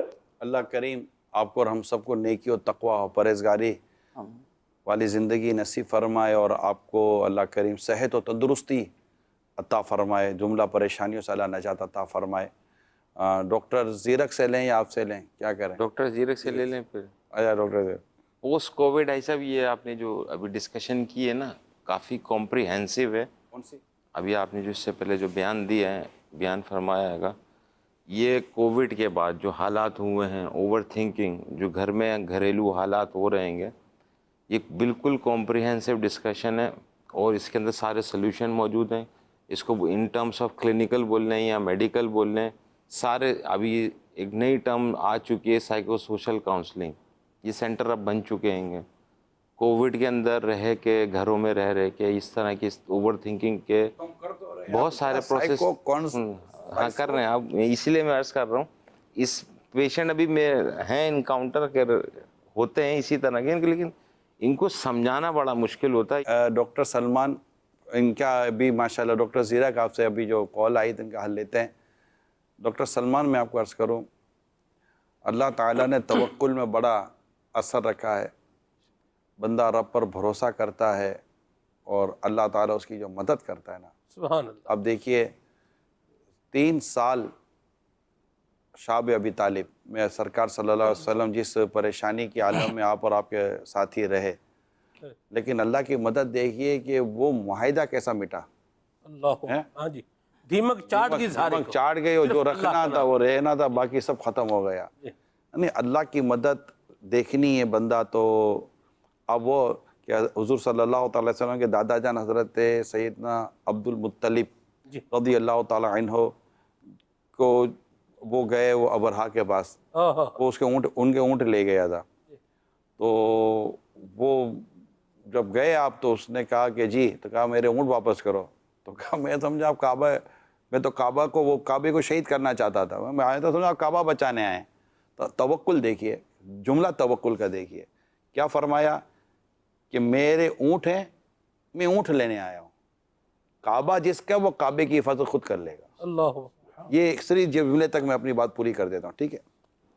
حضرت ابراہیم علیہ السلام اپنی زوجہ بیوی حضرت حاجرہ رضی اللہ تعالی عنہ کو، جب حضرت اسماعیل علیہ السلام بہت چھوٹے شیر خوار تھے، ان کو کعبہ مشرفہ کے پاس اس حالت میں چھوڑ کر جا رہے ہیں کہ وہ کچھ بھی نہیں ہے، جنگل بیابان ہے، اور ایک چھوٹا سا جیسے ٹفن ٹائپ کا تھا، وہ تھا جس کو توشادان کہتے ہیں، اور آپ جا رہے واپس۔ ایسے میں جب انہوں نے آپ کو پکارا کہ ہم کو یہ ماں بیٹے کو کہاں اس ویرانے میں چھوڑ کر جا رہے ہیں، تو آپ جب جا رہے تھے تو انہوں نے 2 دفعہ پکارا، 2 یا چند دفعہ پکارا، پھر کہا کہ اچھا یہ بتا دیں کہ آپ جو کچھ کر رہے ہیں یہ اللہ کے حکم سے کر رہے ہیں، صرف اتنا پوچھا۔ حضرت ابراہیم علیہ السلام نے فرمایا کہ ہاں میں اللہ کے حکم سے کر رہا ہوں۔ اس کے بعد جو ایک توکل کا جملہ تھا وہ سنیے، کہنے لگی کہ اللہ کے حکم سے کر رہے ہیں، پھر جائیے کہ اللہ ہمیں ضائع نہیں فرمائے گا۔ اللہ کی قسم کیا توکل ہے۔ حضرت ابراہیم علیہ السلام کو جب نمرود نے آگ میں ڈالا تو جبریل امین نے جب کہا کہ، تو آپ نے فرمایا کہ میرا رب جانتا ہے، تو انہوں نے کہا کہ آپ اپنے رب سے کہہ لیں، کہ کہوں کیوں، وہ دیکھ رہا ہے، اللہ پتہ ہے، اللہ آگ گلزار بن گئی۔ تو ایسے میرے آقا صلی اللہ علیہ وسلم کی سیرت پاک کے واقعات پڑھیں، صحابہ کرام کے سیرت پاک کے واقعات پڑھیں، اولیاء کرام بزرگان دین کے سیرت پاک کے واقعات پڑھیں، تو میرے پیارے اسلامی بھائیوں، جو توکل اور جو اللہ پر بھروسہ اور اللہ کی مدد، جیسے میں نے پچھلے دن ایک واقعہ بیان کیا ہے، موقع کی مناسبت سے دوبارہ بیان کر دیتا ہوں، ہو سکتا ہے بعضوں نے نہ سنا ہو، کہ ایک شوہر دنیا سے چلا گیا تو پیچھے بیوی اور اس کی بچیاں تھیں. بیوی خوددار تھی، کہا کہ میں اپنے بچوں کی خود کفالت کروں گی. تو اس نے مطلب کہ کچھ گھر کی چیزیں بیچ کر، جو بیچنا تھا، گھر باہر جا کر اون خریدا، سوت، جس سے پھر وہ سویٹر وغیرہ جو ہم بنتے ہیں وہ لے آئے، اور کچھ کھانا لے آئی، اور جو بچا کچا تھا وہ لے آئی. تو وہ جب یہ کرنے لگی تو اس میں ایک پرندہ آیا، اور پرندہ اس کا اون اور یہ پورا جو پیکٹ تھا اٹھا کر لے گیا. مجھے جو یاد پا رہا ورڈز کر رہا ہوں، پورا میرا سوشل میڈیا پر یہ سٹوری موجود ہے میرے پیج کے اوپر، وہ پورا لے گیا. اب اس کے وہ کچھ بھی نہ رہا، گھر خالی، نہ کھانے کا پینے کچھ بھی، نہ شور، نہ کمانے والا، بچیاں گھر میں، اور یہ بیوہ عورت. یہ چلی کہ حضرت داؤد طائی رحمۃ اللہ تعالیٰ علیہ سے رابطہ کیا، تو میرے ساتھ ایسا کیوں؟ اور وہ مطلب بڑی مطلب وہ اس کا جو کیفیت تھی، وہ آپ سمجھ سکتے اس عورت کی کیفیت کیا ہوگی. اس سے قبل کہ آپ اس سے کوئی تسلی دیتے، جواب دیتے، دروازہ بجا. آپ دروازے پر گئے، دیکھا تو 10 آدمی کھڑے تھے، اور ان کے ہاتھوں میں کچھ 10,000 درہم یا دینار تھے. کہا خیریت کیا ہوا؟ کہا ہم کشتی میں جا رہے تھے، ہماری کشتی میں سوراخ ہو گیا، کشتی ڈوب رہی تھی، ہم 10 کے 10 مرنے والے تھے. ہم نے منت مانی کہ اگر ہم بچ گئے تو ہم 1,000 درہم غربا میں صدقہ کریں گے. تو ایسے میں ایک پرندہ آیا اور اس نے ہماری کشتی میں ایک پیکٹ پھینکا. اس پیکٹ کو ہم نے کھولا تو وہ اون سے بھرا ہوا تھا. تو ہمیں لگا یہ غیبی مدد ہے. ہم نے کشتی کا اس منہ جو سوراخ تھا وہ اسے بند کر دیا، اور ہماری جان بچ گئی. اب ہماری کشتی کنارے پر آئی، ہم نے یہاں معلومات کی تو ہمیں بتایا کسی نے آپ کے گھر کا کہ ہم آپ سے رابطہ کر لیں اور آپ کسی کو یہ رقم دے دیں گے، تو یہ رقم حضور آپ لیجئے اور ہمارے یہ مشکل اور ہماری جو منت یہ پوری ہو جائے گی. تو آپ نے اس عورت کو پہلے مسکرائے، رقم لی، اور اس عورت کو دیا کہ دیکھو تیرا رب تیرے حق میں کتنا بہتر فرماتا ہے، کہ تیرا یہ اون تجھے کس طرح لوٹایا گیا، اور اس کے حالات بدل گئے. میرے پاس اس طرح کی اتنی سٹوریز ہیں. میں آپ کو یقین دلاؤں تو پیارے اسلامی بھائیوں، صرف رب پر بھروسہ ہونا چاہیے. اللہ ہی ہے جو حالات بدلے گا، ہمارے سارے معاملات درست کر دے گا. بندہ رب پر بھروسہ کرے. رونا ہے تو ان آنسوؤں کو دنیا کے آگے بہا کر کیوں ضائع کروں؟ بہانا تو اپنے رب کے حضور بہاؤں، وہاں ہاتھ اٹھاؤں، وہاں دعا کروں، وہ بدلنے والا. پھر صبر کروں کہ اللہ جب چاہے گا دعا قبول فرمائے گا اور ہمارے حالات بدلے گا. تو قبولیت دعا جو ہم چاہتے ہیں ویسا ہی ہو، یہ ضروری نہیں ہوتا، اس کے بدلے بہت کچھ ہو جاتا ہے. تو میری درخواست یہی ہے کہ حالات اور واقعات پر ہم بے صبری کرنے کے بجائے شکر گزاری اور دعا کا اور توکل کا دامن تھام کے رکھیں گے تو انشاءاللہ سب بہتر ہو جائے گا. اللہ مجھے بھی توفیق دے. میں بھی مانتا ہوں کہ پریشانی مطلب اس طرح کی باتیں کرنا مشکل نہیں ہے. میں مانتا ہوں یہ باتیں کرنا مشکل نہیں ہے، کیونکہ کتابوں پڑھی باتیں بندہ کر لیتا ہے، اور جب آتی ہے نا تو بندے کے لیے صبر کرنا جو ہے نا یہ ایک عادت ہے. صبر کرنے کا بھی ثواب بھی تو ہے نا. تو اللہ آپ کے میرے لیے یہ بھی بہتر فرما دے کہ اگر ہمارے مقدر میں ایسی کوئی آزمائش ہے تو اللہ ہمارے مقدر میں صبر بھی لکھ دے، اور ہمارے مقدر میں راضی بالرضا رہنا لکھ دے کہ ہم اللہ کی رضا پر راضی رہیں. مسئلہ اسی طرح حل ہوگا. جی ڈاکٹر زیرک. جی جو کالر نے سوال کیا تھا میڈیکیشن کے حوالے سے کہ نفسیاتی امراض کی جو ہے وہ دوائی وہ اس لیے نہیں لیتے کہ وہ کہتے ہیں کہ ان سے جان چھڑانا مشکل ہوگا. یہ ایک بڑی کامن پرابلم ہے، نان کمپلائنس اس کو کہتے ہیں، کہ مریض کا دوائی نہ لینا. اس میں چند ایک عرض معروضات پیش کرنا چاہوں گا کہ سب سے پہلے تو ماہر نفسیات اسپیشلسٹ جو ہے اس کو چاہیے کہ دوائی تو سوچ سمجھ کر جو ہے وہ پرسکرائب کرے. مائلڈ اور ماڈریٹ مینٹل ہیلتھ پرابلمز میں، یعنی کہ جو تھوڑی کم ہوتی ہیں، تو بعض دفعہ تو دوائی پرسکرائب کرنے کی حاجت نہیں ہوتی. ان کو بعض دفعہ ٹاکنگ تھراپی، کاؤنسلنگ، تھوڑا بھروسہ، ہمت، حوصلے کی ضرورت ہوتی ہے. اور بالخصوص جو ہے الحمدللہ یعنی کہ ایک تھراپی ہے جس کو ہم فیتھ بیسڈ کاؤنسلنگ کہتے ہیں، اور جیسے نگران شورا نے جو ہے وہ آج بھی کی اور ہر وقت سلسلے میں کرتے رہتے ہیں فیتھ بیسڈ کاؤنسلنگ کہ دین اسلام نے ہمارے لیے کتنے اچھے بہترین مدنی پھول دیے ہیں. اس میں آج کے ہی سلسلے میں اگر یعنی کہ اس کو میں نفسیات کے اصولوں کے حساب سے کمنٹری کروں تو شاید کافی وقت گزر جائے، لیکن چلے نگران شورا نے مدنی پھول پیش کر دی ہیں، اگر انہی پر عمل کیا جائے تو ایک تو یہ کہ جہاں مرض جو ہے وہ دوائی کی طرف ضرورت نہیں ہے تو اسپیشلسٹ دوائی پرسکرائب نہ کرے. اب مریض کو یہ چاہیے کہ اگر آپ کے اسپیشلسٹ نے بشرطے کہ وہ کوالیفائڈ ہوں، ماہر نفسیات اور اسپیشلسٹ ہوں، اور انہوں نے دوائی پرسکرائب کر دی ہے، تو اب یہ بھی ہمارے اوپر بحیثیت مسلمان ایک جو ہے ہماری صحت کے حوالے سے ہے کہ ہم بھی اس پر عمل کریں.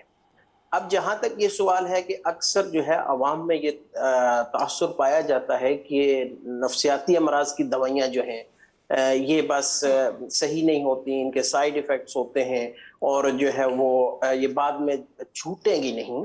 یہ بہت ساری سچویشن میں تو غلط تاثر ہے، اس کا میں رد کرتا ہوں اور اس میں جو ہے وہ ہمیں ایسا نہیں سوچنا چاہیے. اب اکثر نفسیاتی امراض کہ جہاں دوائی کی حاجت پڑتی ہے، اگر 3 سے 6 مہینے آپ جو ہے وہ دوائی لے لیں اور آپ دوائی کے ذریعے بعد میں آپ کا اسپیشلسٹ آپ کو دوائی چھڑوائے گا بھی. چند ایک نفسیاتی امراض کی دوائیوں کے علاوہ اکثریت جو ہے وہ نشہ آور نہیں ہے اور اکثریت ایڈکٹیو نہیں ہے، اور آپ کا ماہر نفسیات جو ہے وہ آپ کو وہ دوائی چھڑائے گا بھی. اب اگر 3 یا 6 مہینے دوائی لینے سے آپ کی نفسیاتی مرض جو ہے وہ ختم ہو جاتا ہے تو اب اس میں ریلیپس جس کو ہم بولتے ہیں کہ آگے چل کر اس بیماری کا دوبارہ آپ کو ہونا، یہ جو ہے اس کے چانسز بہت کم ہو جاتے ہیں. جیسے مثال کے طور پر پاگل پن، سائیکوسس جس کو ہم بولتے ہیں، بعض دفعہ اس کو سکیزوفرینیا کا نام دیا جاتا ہے یا اردو میں مالیخولیا کا نام دیا جاتا ہے.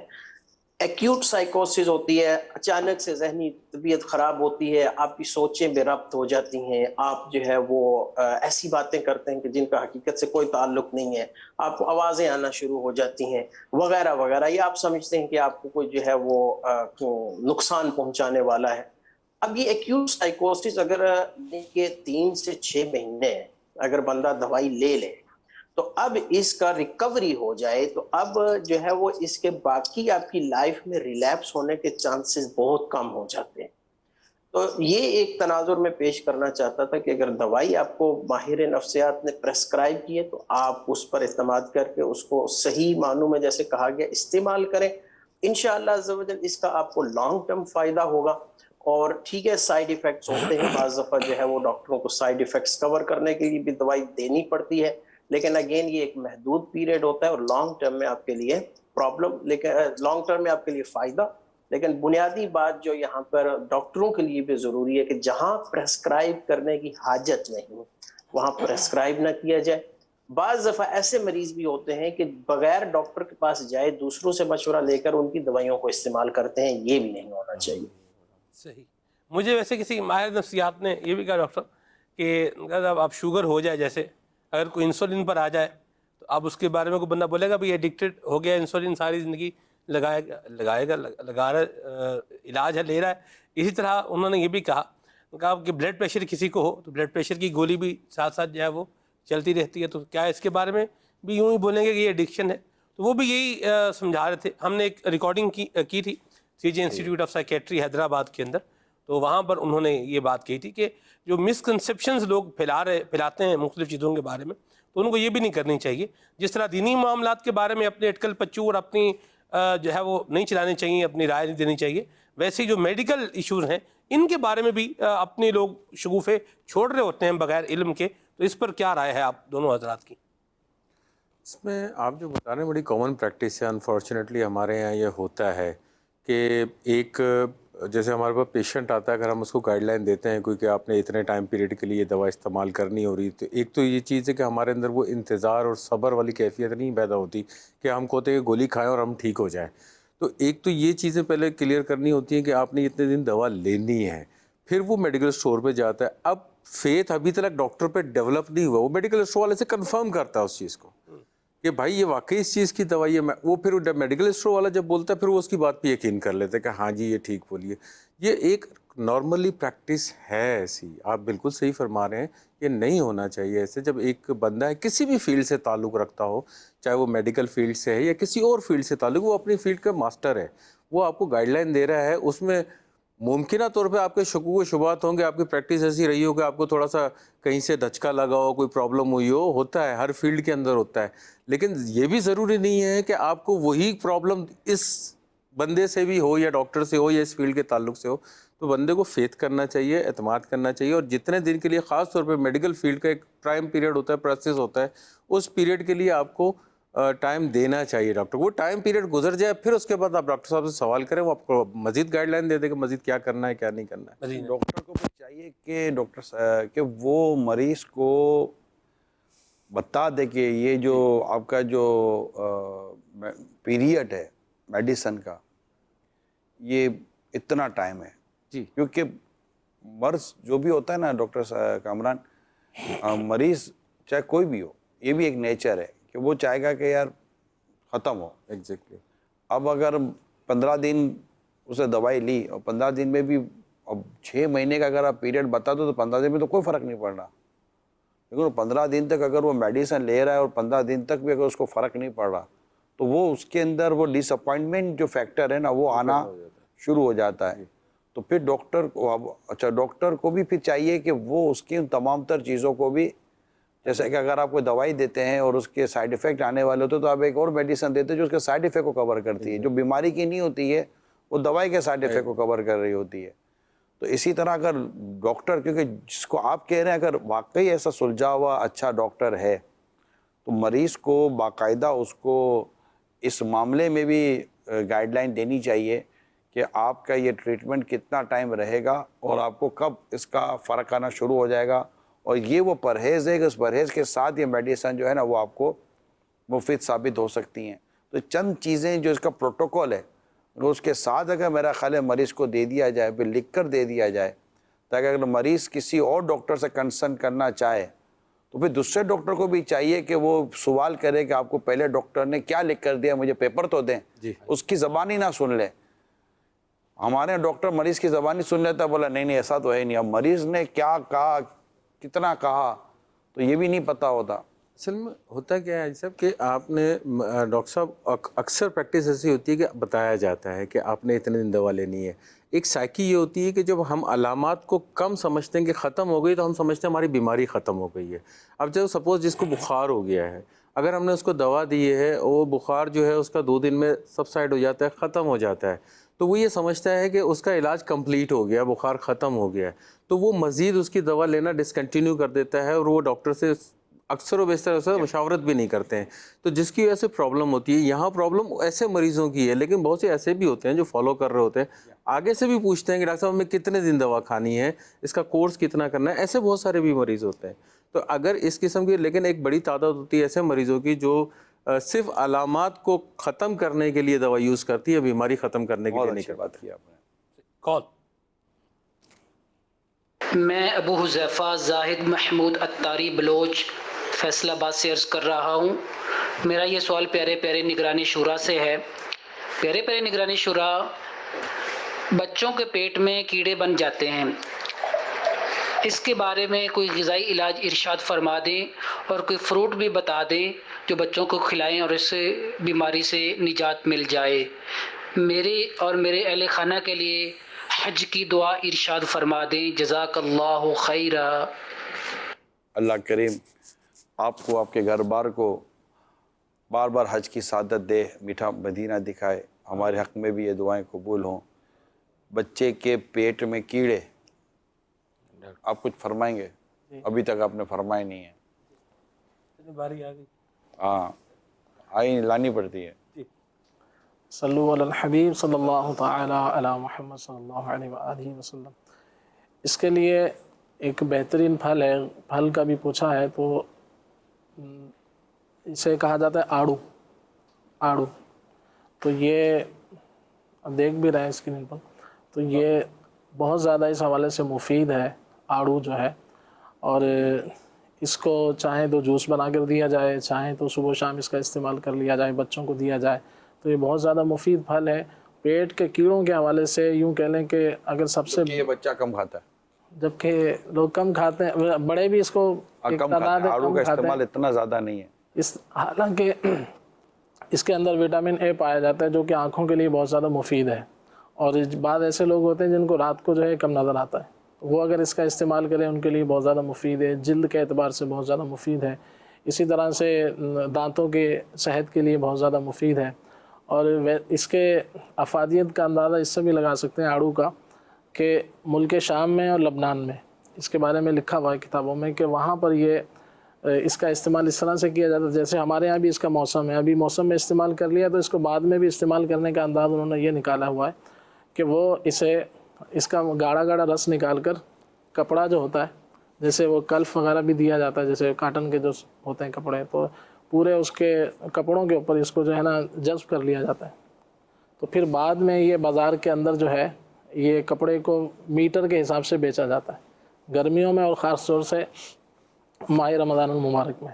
تو پھر وہ اپنے حساب سے جیسے 1 گز لے لیا، 2 گز لے لیا، تو پھر اس کے ٹکڑے کاٹ کر پانی میں اس کو بھگو کے اس کا رس جو ہے وہ حاصل کیا جاتا ہے، پھر اس کو استعمال کرتے ہیں۔ تو یہ بہت ہی مفید پھل ہے، بچوں کو بھی استعمال کرنا چاہیے، بڑوں کو بھی استعمال کرنا چاہیے، اور پیٹ کے کیڑوں کا بہت بہترین یہ علاج ہے۔ اور شوگر کے مریض بھی اس کو استعمال کر سکتے ہیں چونکہ اس کے اندر مٹھاس کم ہوتی ہے، ڈاکٹر کے مشورے سے ایک مناسب مقدار میں اگر وہ بھی استعمال کریں تو انشاءاللہ بہت زیادہ یہ مفید ہے۔ اسی طرح سے امرود بھی اگر بیج سمیت کھایا جائے وہ بھی پیٹ کے لیے مفید ہے۔ کاشی پھل، سبزیوں کے اعتبار سے دیکھیں، کاشی پھل جو پیٹھا بھی جسے کہا جاتا ہے، کدو بھی کہہ دیتے ہیں اسے، تو وہ اگر لیا جائے تو وہ استعمال کریں، وہ بھی اس حوالے سے فائدہ مند ہے۔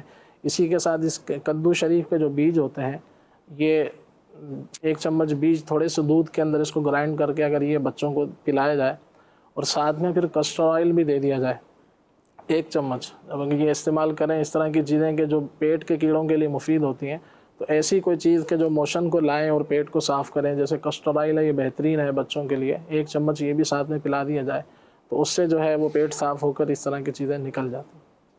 کلونجی کا استعمال کر سکتے ہیں خلیل بھائی؟ جی، کلونجی کا استعمال، کلونجی بھی اس حوالے سے فائدہ مند ہے، اور صبح سویرے اگر شہد کے ساتھ چند اس کے دانے استعمال کیے جائیں تو وہ بھی مفید ہے۔ آپ ایسے کون سا فروٹ شوق سے کھاتے ہیں؟ آگے بتانے میں حرج نہیں ہے، ویسے کیا حرج؟ موسم پر ہے، اب آج کل آم ہے، آم ہے، ہاں جی، آم کی واوا ہے، سبحان اللہ، مرحبا، ماشاءاللہ، تربوز ہے، اور بہت سارے ایسے پھل ہیں جو مطلب کہ مرغوب، کیلا مجھے بہت مرغوب ہے جی، اور بالکل غریبوں کا پھل ہے، سبحان کیلا ہر وقت دستیاب ہے، اور کبھی اتنا مہنگا زیادہ ہوتا نہیں ہے کیلا، تو میں کیلا بہت شوق سے کھاتا ہوں، صحیح، اور انرجیٹک ہے، بندہ 2 کیلے کھا کر پانی پیے تو اس کی وہ انرجی بحال ہو جاتی ہے۔ بحال ہو جاتی ہے، مرحبا۔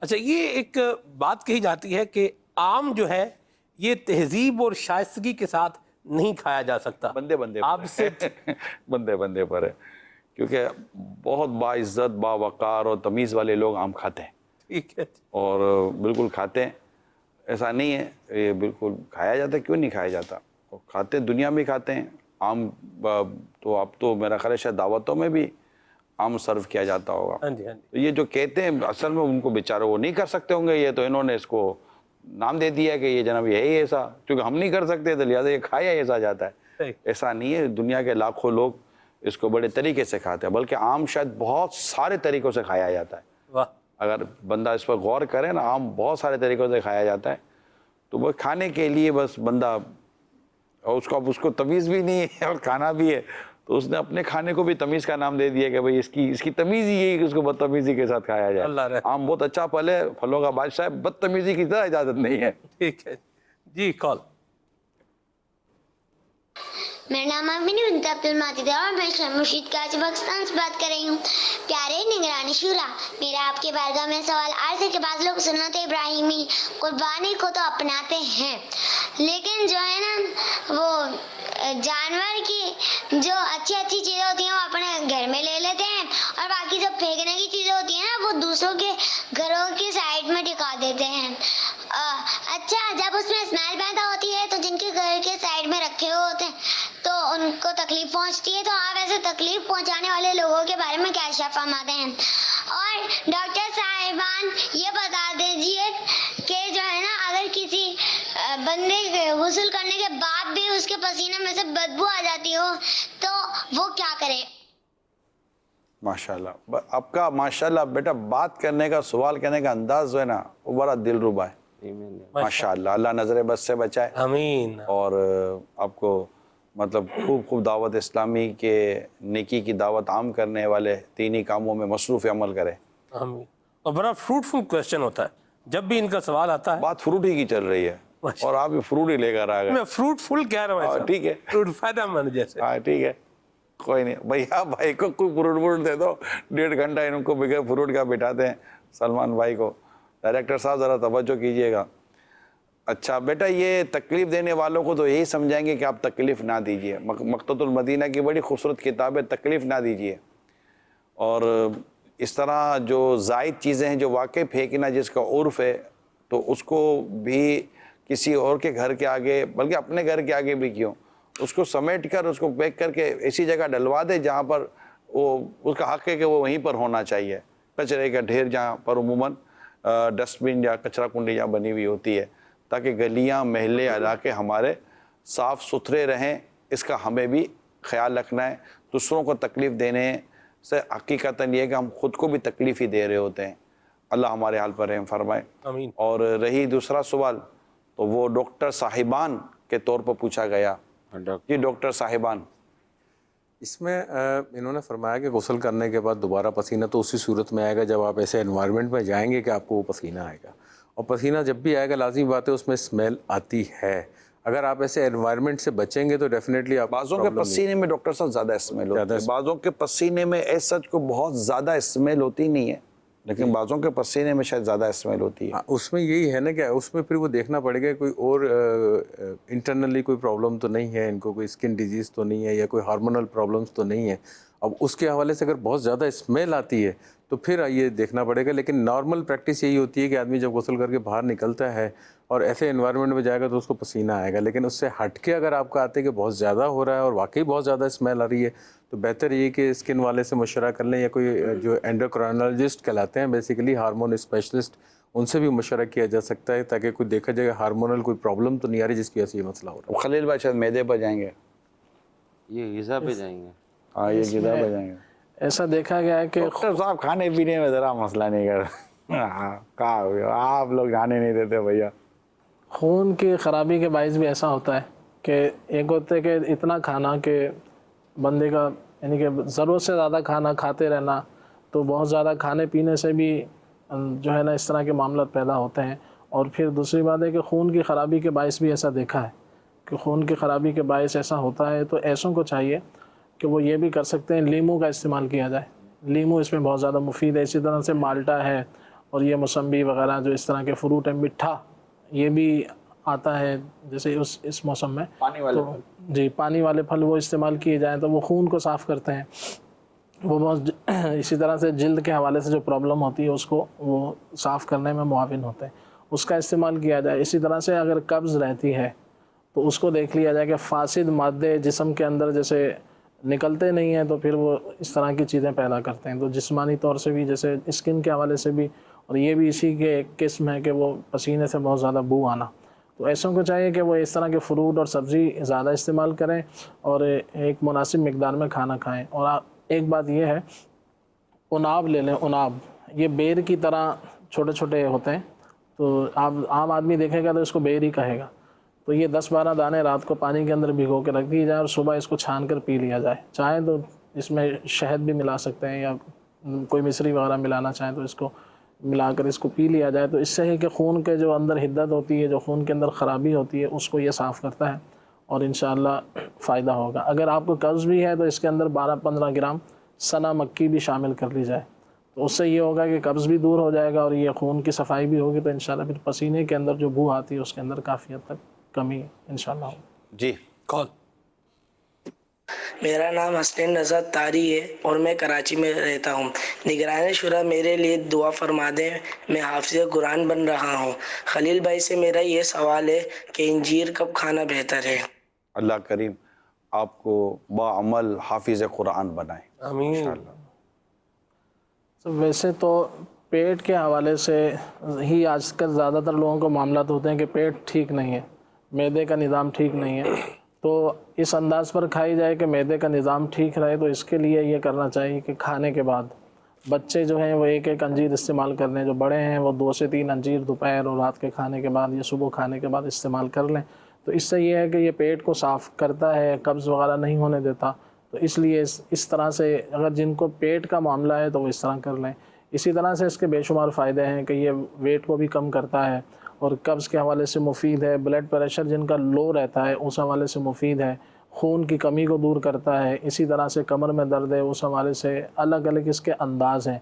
अगर आम रूटीन में अगर इसको खाना चाहे, अगर किसी के साथ पाइल्स का मसला है, बवासीर का मसला है, तो वो इसको रात को दूध के अंदर इसको 5-6 दाने दूध के अंदर पका कर और फिर दूध भी पी लिया जाए, तो ये भी इस्तेमाल कर लिया जाए। अगर किसी को दिमागी हवाले से मामलात हैं तो वो इसको नहार मुँह जो है चंद दाने 5-6 दाने अंजीर के और साथ में जो है जौ का दलिया, ये दोनों चीज़ों को मिक्स करके दूध वगैरह में डालकर सुबह में इस्तेमाल कर लें। इसी तरह से नज़ला खांसी गले के अमराज के हवाले से ही बहुत ज़्यादा मुफीद है।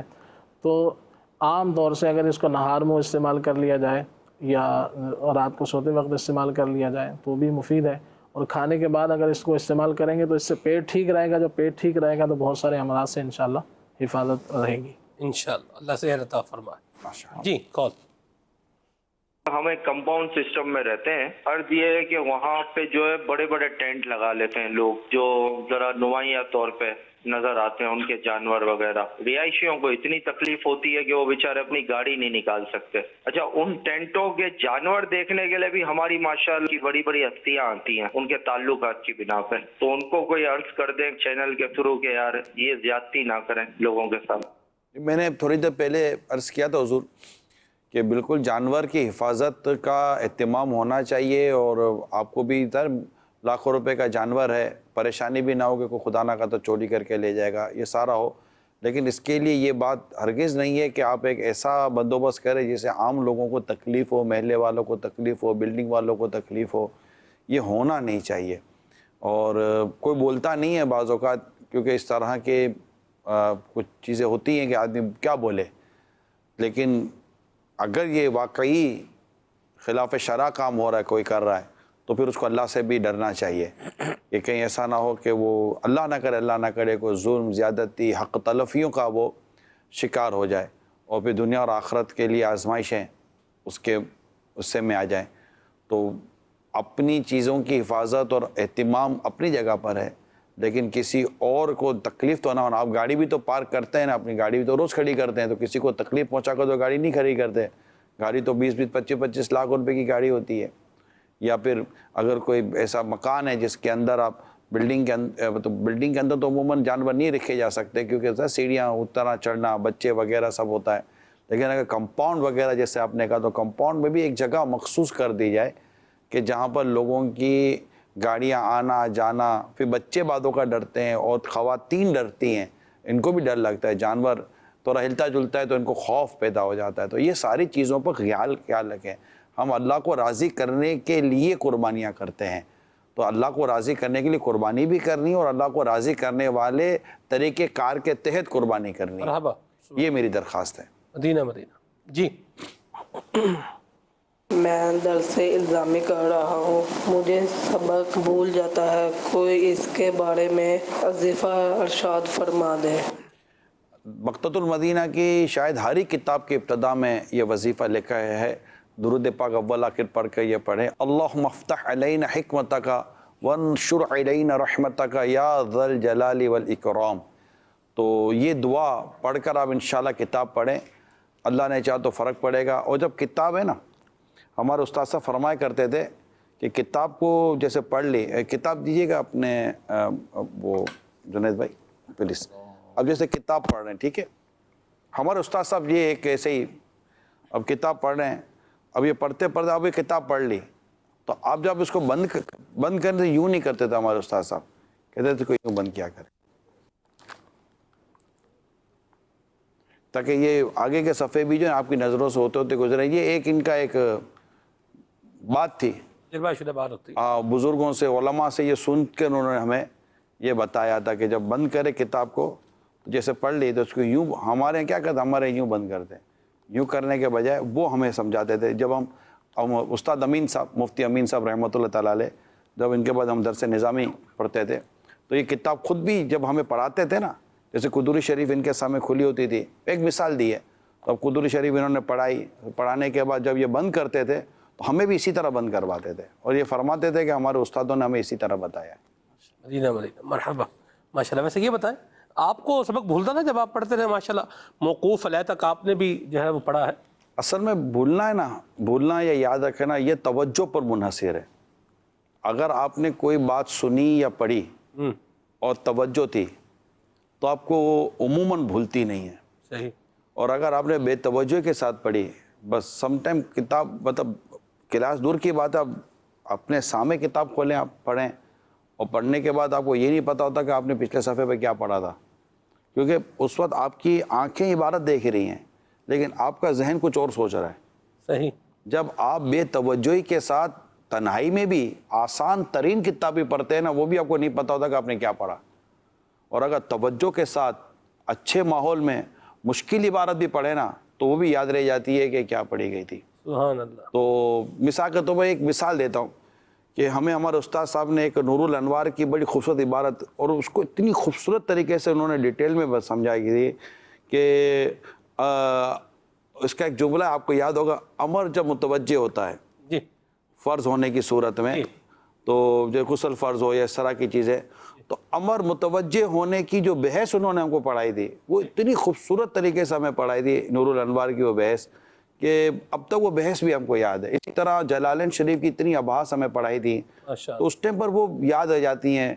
تو یہ ہوتا ہے کہ ایک تو پڑھانے والے کا انداز کہ وہ آپ طالب علم کی توجہ کتنی لے لیتے ہیں، یہ ہوتا ہے. جیسے مبلغ کا انداز ہوتا ہے کہ ایک مبلغ ایک ہی کتاب سے بیان کر رہا ہے، یعنی جیسے ہمارا ہفتہ وار رسالہ ہے، ٹھیک، ہفتہ وار جو ہمارا المدینہ العلمیہ کی طرف سے آپ کو ہفتہ وار سنت و برا بیان ملتا ہے، تو اب یہی بیان ایک مبلغ سے کرائیں تو شاید لوگوں کی توجہ اتنی نہ ہو. یہی بیان کسی اور مبلغ سے کرائیں تو ایک وے آف ڈیلیوری، آپ ڈیلیور کیسے کر رہے ہیں، تو آپ کا جو وے آف ڈیلیور ہے اور اس میں جو آپ کی جو باڈی لینگویج ہے اور اس موضوع کو آپ فیل کر کے جب دوسروں تک پہنچاتے ہیں آپ، تو اس کی بات ہی کچھ اور ہوتی ہے.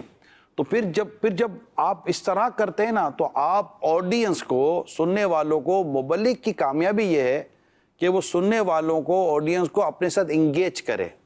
یہی استاد کی بھی کامیابی ہوتی ہے کہ جب وہ درجے میں یا کلاس میں بیٹھ کر بیان کر رہے ہیں، پڑھا رہے ہیں، سمجھا رہے ہیں، لیکچر دے رہے ہیں، کوئی بھی اپنی مطلب وہ چیز پہنچا رہے ہیں، تو اس کا کام ہے کہ وہ اپنے تمام تر اسٹوڈنٹ اور طلباء کو اپنی طرف انگیج کرے، متوجہ کرے، اور اس کے لیے اس کی باڈی لینگویج اور جو اسٹوڈنٹ اور طلباء کرام ہے اس پر ان کی جو توجہ یہ بہت میٹر کرتی ہے. اس کے بعد اب طالب علم عموماً بھولتا نہیں. اب اس صورتحال میں بھی ایک طالب علم موبائل پر مصروف ہے، اسٹوڈنٹ گھر کے مسائل میں مصروف ہے، یا کلاس کے اندر ہی کسی اور ہی چکر میں لگا ہوا ہے، تو اب وہ لگا ہوا، اب اس کو پوچھو کہ جی بیٹا کیا ہے، تو وہ یہی کہے گا کہ سر کیا تھا سر، وہ تھا نا سر، تو بس وہ سر ہی رہے گا، اس کے سر میں کچھ گیا ہی نہیں تھا. اللہ. تو یہ تو بے توجہی والی بات جو میں نے آپ کو عرض کی ہے، اس کو تھوڑا سا کرے. کوئی بھی بات توجہ کے ساتھ،